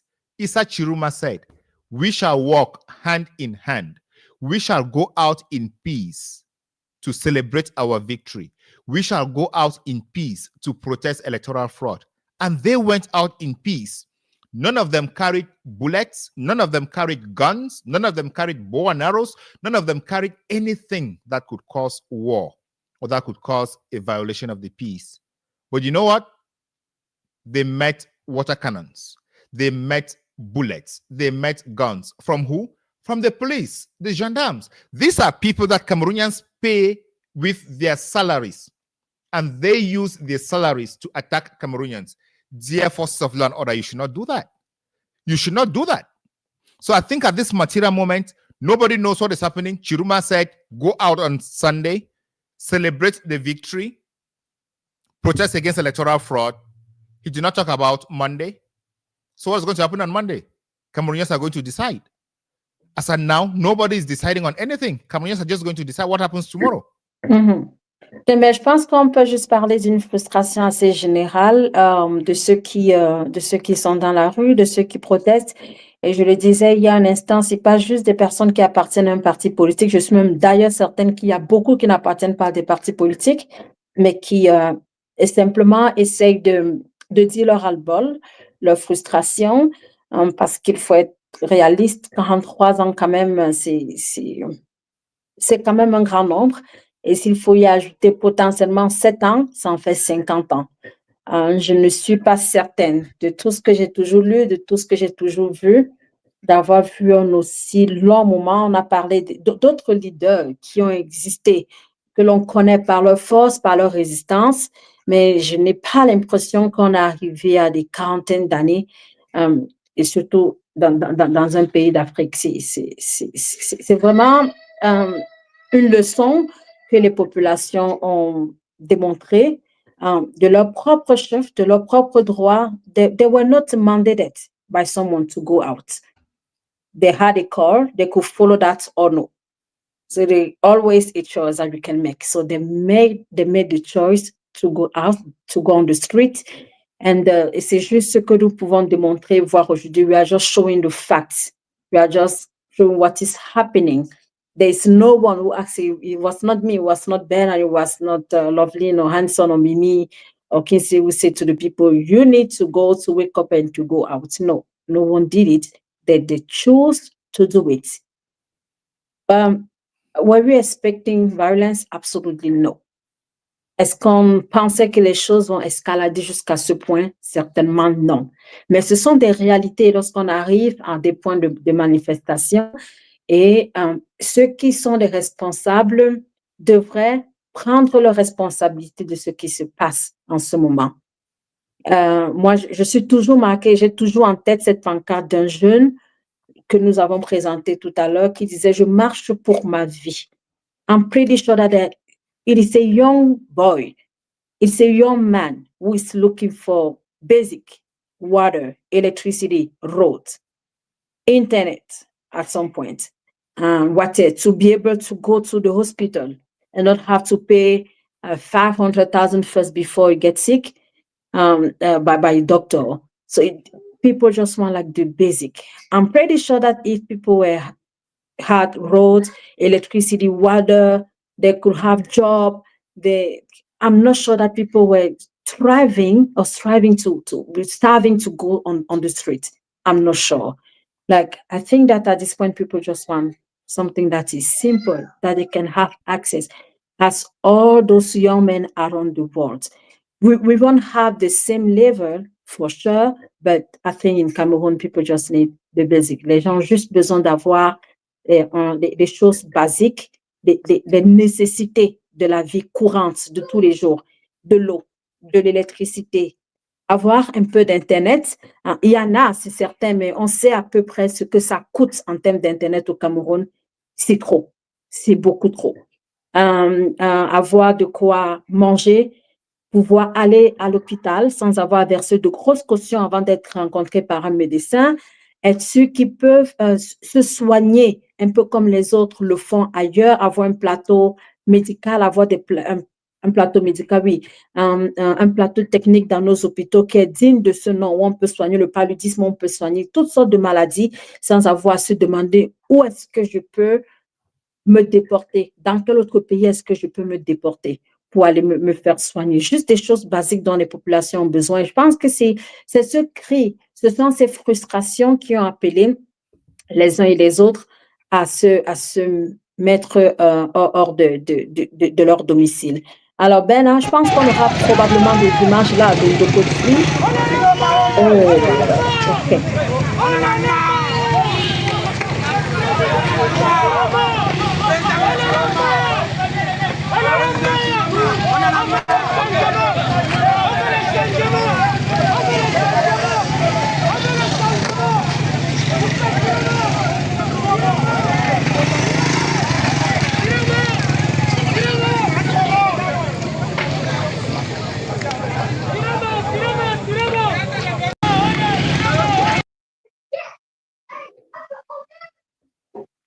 OK, là, c'est Ndokoti. On a parlé de Ndokoti en début de cette soirée. Ndokoti, c'est à Douala, au Cameroun. Je le rappelle, Ndokoti est une espèce de grand centre commercial où vous avez des boutiques vraiment très bien organisées, mais vous avez également des marchands qui sont tout autour sur la voie publique. Et c'est un centre commercial qui est assez vaste, qui fonctionne 24 sur 24, 7 jours sur 7. Et je le disais tout à l'heure, c'est une zone qui est relativement calme le dimanche. Très calme le dimanche après-midi. Alors, si on en est arrivé à ce point où il y a déjà des choses qui sont brûlées, je ne sais exactement pas de quoi est-ce qu'il est question. Et on a entendu également les populations juste protester, dire ce qu'elles veulent, le changement. C'est juste un mot qui est revenu durant toute la campagne électorale, pendant l'élection présidentielle. Et si ce mot continue de résonner, jusqu'après la campagne électorale, jusqu'après l'élection présidentielle, ça veut dire que les populations sont certaines de n'avoir pas encore obtenu ce qu'elles demandent. Ça veut dire le changement. D'où est-ce qu'il doit venir? Qui doit procurer ce changement-là? C'est la question que ceux qui sont au pouvoir, au gouvernement actuellement, devraient se poser. Et je pense que c'est une raclée, une deuxième raclée que les populations, je dirais pas Issa Tchiroma Bakary, que les populations ont adressé au gouvernement en place pour dire arrêtez, ça suffit. Et on est juste à quelques heures de la proclamation de l'élection présidentielle. Les délais semblent, la montre va commencer à courir, à tourner et à trotter. Et je me demande bien dans quel état d'esprit ces résultats vont être proclamés ce lundi. Bernard. Yes, Sandrine, that is very important to make. It's very important to make that clarification. Dokote is an area that is kind of quiet on Sundays, but today we see these manifestations there, and there is fire there, and the interpretation could go in different ways, right? The first possible interpretation could be those who are manifesting and professing information that could be to the advantage of Issa Tchiroma Bakary might be the cause of the fires. That is one. Another interpretation could be though some people who could be acting as agent provocateur, people who are just provoking others, could come to set the fire to change the narrative so that it will be termed a violent protest by Chiroma's supporters. Another interpretation could be it could just be some easy or some unknown arsonists in town that started the fires, and then some people came around there and were singing the songs. We need to be very careful here because the situation on the ground is dicey, it is slippery, and others could take advantage of that situation to change the narrative. But what we have noticed throughout the demonstrations from the north to the south, the east to the west, is that those who came out in support of Issa Tchiroma have been largely peaceful. They have been largely in order. And we saw in Marua how the forces of law and order were accompanying them. But in Douala, we have heard of gunshots, we've heard of people killed. So the situation might easily metamorphose depending on the situation on the ground. And this is not strange. When we go back to the 2016 Anglophone crisis at the very beginning of it, that is how it started. People went out on the streets and guns came. They retaliated with stones. You go back to 1992 when people were killed in the SDF launch in a hospital about in Bamenda. So, but one thing is constant here. The military uses these weapons all the time. And I want to speak to the military. The military here, I'm talking about the soldiers, the police, and the gendarmes. Let us, for once, listen to ourselves and communicate like people who are living under the same area. Those protesters, those people who are celebrating, those manifestors, what they are saying is, tout le monde souffre, même les niais souffrent. What does that mean? Everybody is suffering. Even you who is in that uniform, you are in pain. You suffer. That is why the population is simply reminding you that you are part of them. You are also suffering. They don't want change for themselves. They want change for everybody. It has been 43 years of a regime, a 43-year regime that has led us to where we are. When prices of bread, beer, cigarettes, whiskey, school fees, hospital, everything increases, it increases for you. When the price of transport increases, it increases for you. When the cost of the road from Douala to Yaoundé increases, it increases for you. When they collect money from loans from international communities, international banks, international partners to come construct the Douala Yaoundé highway for 2 years, and it takes more than 15 years and it is still incomplete because the money has been embezzled. You are prone to accident on that road. I am prone to accident on that road. That is what Cameroonians are telling you, people in uniform. That is what they are telling you. Look at the schools you send your children to. you and I, we cannot send our children to good schools, but those who sit up there send their children to all the good schools. We send our children to schools without buildings, without boards, without windows, without roofs. You and I, we meet at schools every day when we go to drop our kids off at schools. We meet at the market where the road to the market is full of mud. You and I will go to the market, back market to buy. But where do they go to buy their own stuff? To the biggest supermarkets in town. Fighting against those who are crying and fighting and seeking change on our behalf is not the right way to go.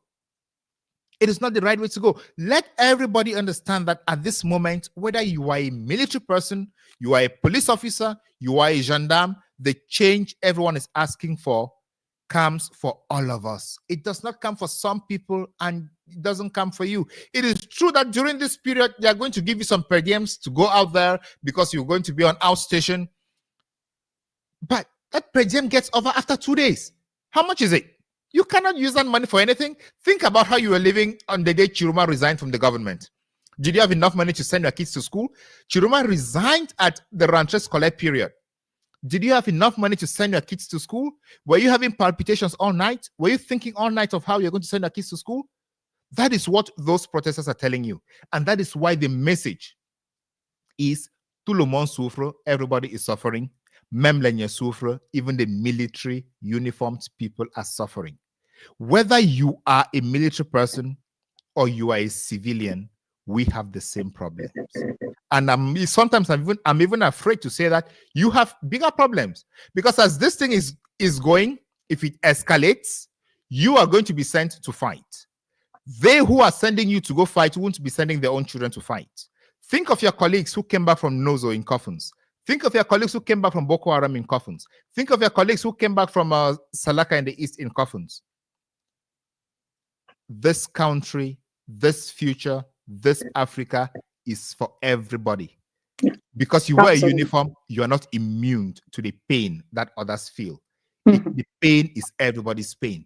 So let us walk towards that same direction of change. If you think you have been called to respect the orders of the hierarchy as it is today, it is true that in the military or when you are in uniform, loyalty, fidelity, and respect are the order of the day.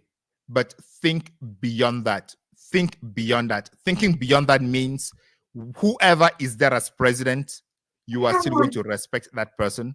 You are still going to give your respect to that person. You are still going to be loyal to that person, because you're not being loyal to the person. You are being loyal to the office that that person incarnates, that that person represents. That is whom you are being loyal to. These individuals occupying these offices will go, the office will stay. That is why your oath is to the constitution of the country. It is not to that individual. That individual is just an image. It's just a temporary situation.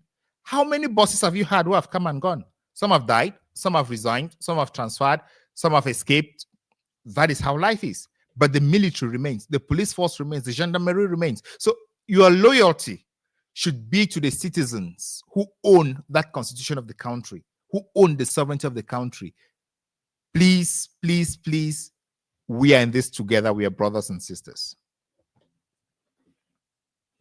Merci Bernard. Je pense que c'est assez bien dit et depuis quelques jours, je vois bien que vous ne cessez de parler aux forces de police et de leur dire attention, ce n'est pas qu'une question des autres politiques ou des hommes politiciens ou des autres, pas juste des citoyens, mais c'est également vous en tant que citoyens qui faites partie de tout ceci. Dans environ 6 minutes, ça va faire 3 heures que nous sommes avec vous. On espère pouvoir continuer à vous donner le maximum de ce que l'on peut, même si ça commence à l'au-delà de nos forces, mais on essaye d'être avec vous pour vous présenter la situation actuelle au Cameroun. Et on l'a dit déjà dans un peu plus, probablement dans toutes les 10 régions du Cameroun, les populations sont sorties en masse et elles ont répondu à l'appel de Issa Tchiroma Bakary qui a appelé à des manifestations pacifiques sur l'ensemble du territoire national au Cameroun et aussi ailleurs, c'est-à-dire dans la diaspora. Et on a eu bien évidemment au cours de ces dernières heures des images de Douala, de Limbe, de Garoua, de Maroua, de Ngaoundéré, de Bafoussam, de Bertois. presque toutes les 10 régions du Cameroun, chacune à sa façon. Et on a vu des citoyens qui sont sortis, aller dans la rue. On est arrivé à des escalades de violence. On est arrivé à des personnes qui ont perdu la vie du côté de Douala, 2 morts jusqu'ici. De ce que nous avons entendu de nos reporters en attendant que tout cela soit confirmé. On a également eu aussi des véhicules de police qui ont été incendiés et aussi des barricades qui ont été placées un peu partout dans la ville de Douala. Je rappelle que ces manifestations arrivent quelques heures avant que le Conseil constitutionnel, avec à sa tête Clément Atangala, ne se prononce ce lundi 27 octobre sur cette élection présidentielle du 12 octobre au Cameroun assez houleuse. Une campagne qui se passait jusque-là assez bien dans le calme, dans le respect, dans les échanges aussi d'idées et de programmes. Mais il faut dire qu'après l'élection, juste au soir de l'élection du 12 octobre, des déclarations ici et là, mais également des populations qui ont crié aux fraudes électorales, à la falsification des procès-verbaux, des hommes politiques également qui sont allés dans ce sens, mais surtout le fait que Issa Tchiroma Bakary s'est déclaré vainqueur, c'était le 13 octobre dernier, avec une réaction plus ou moins, une réaction assez forte du gouvernement camerounais qui a condamné cette sortie de Issa Tchiroma Bakary. Issa Tchiroma Bakary qui a évoqué qui a lancé cet appel à la manifestation pacifique il y a juste 2 jours.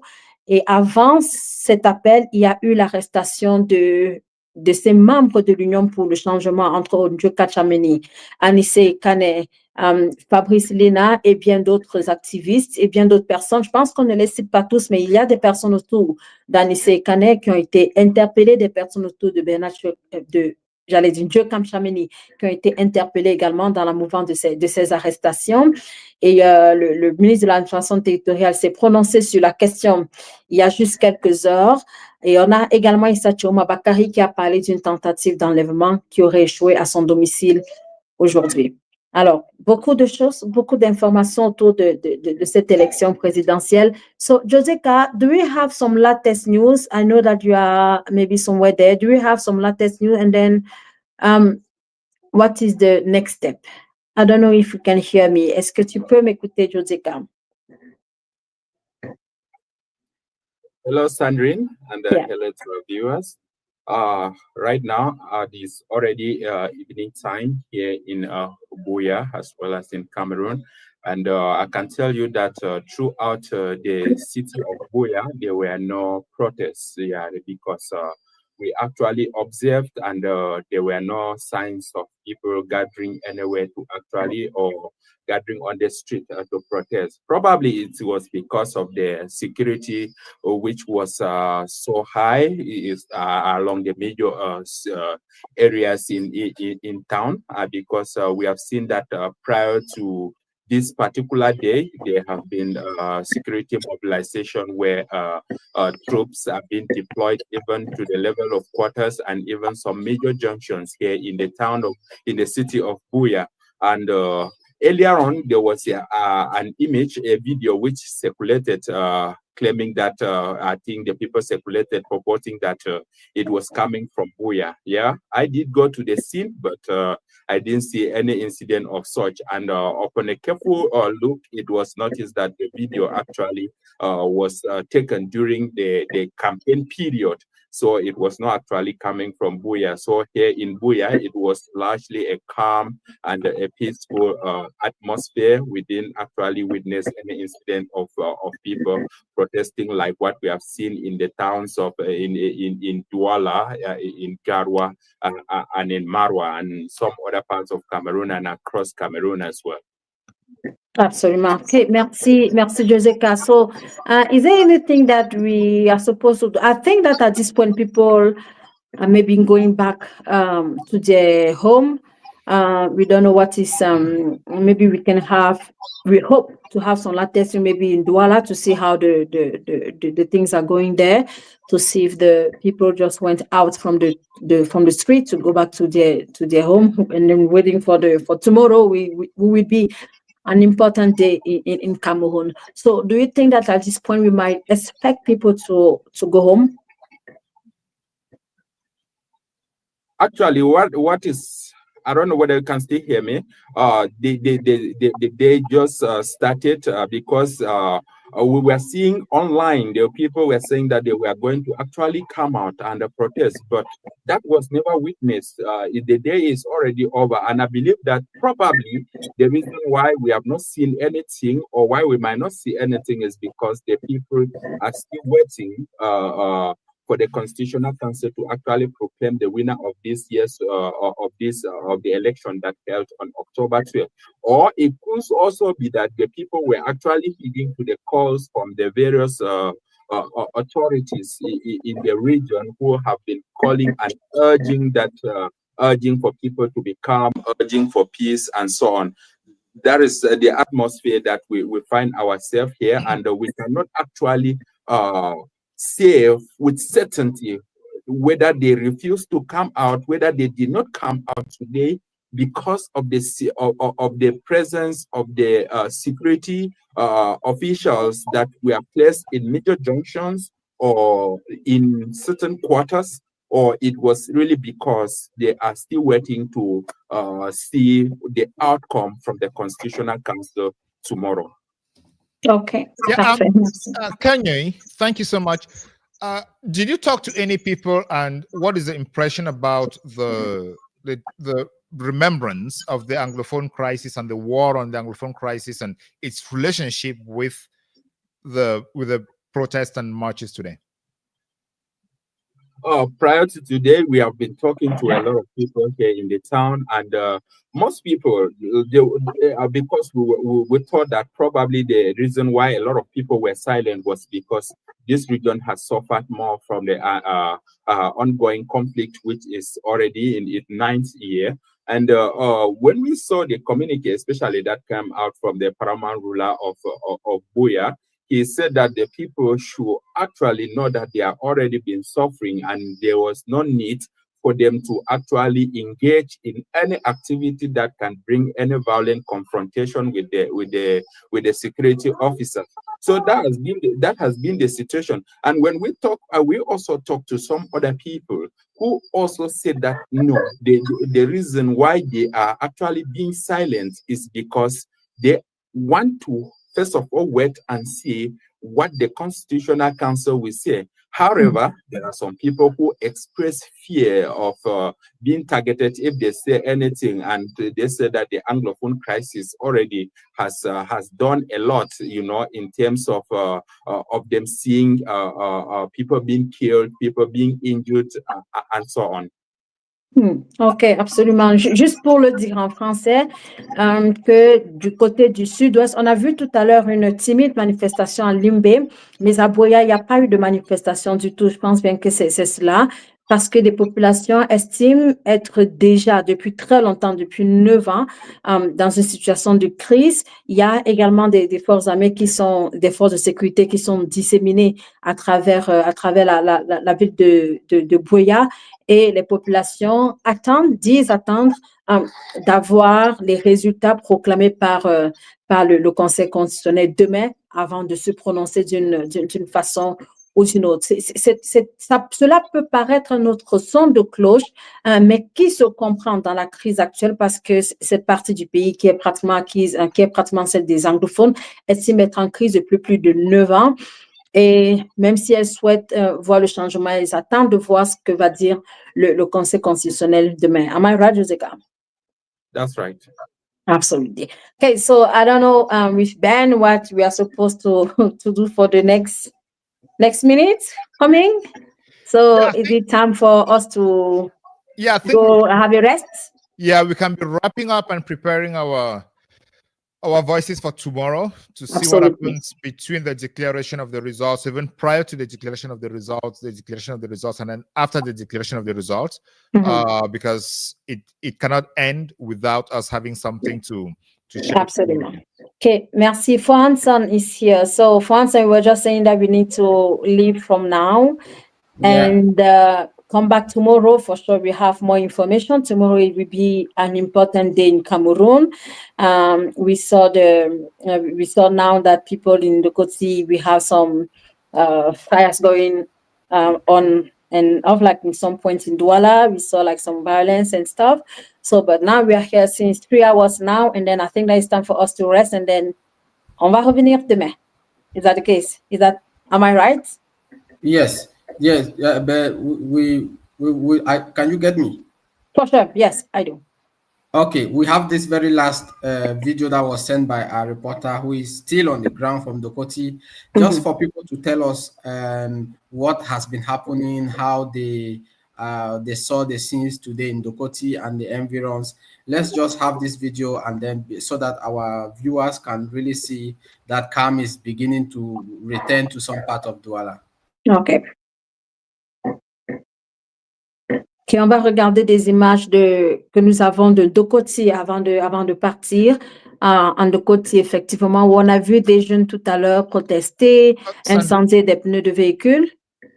Yes, On a Jean-Claude Mbede qui va intervenir, va nous parler de ce qui s'est passé en Dokoti. Il avait les témoins sur le terrain. Donc,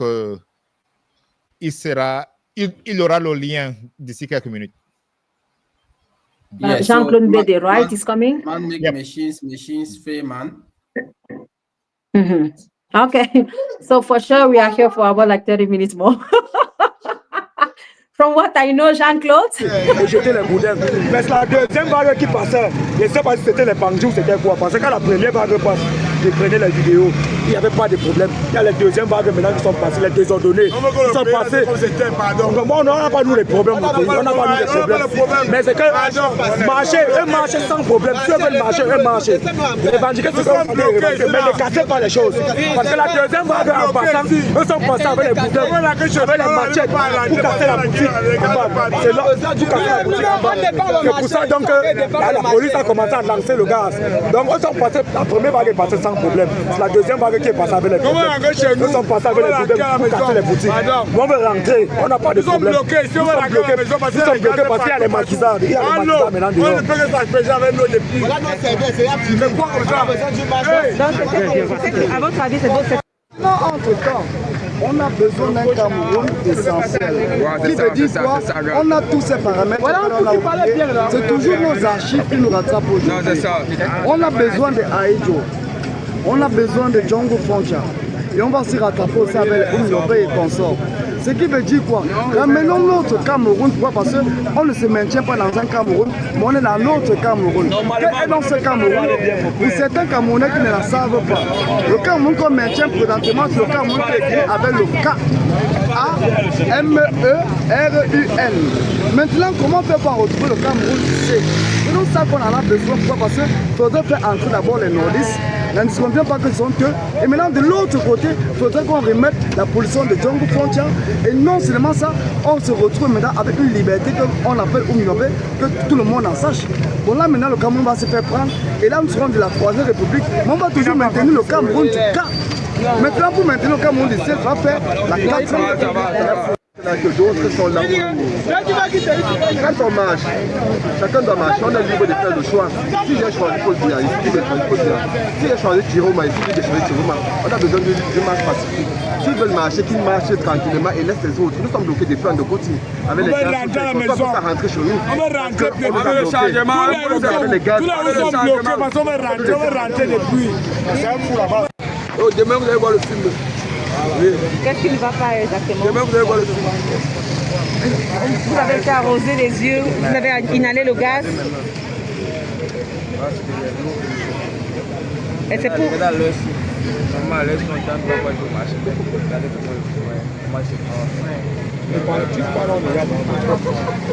Est-ce que quelqu'un veut...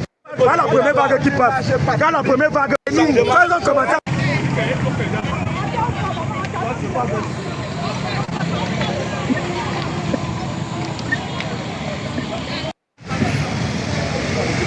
Bon.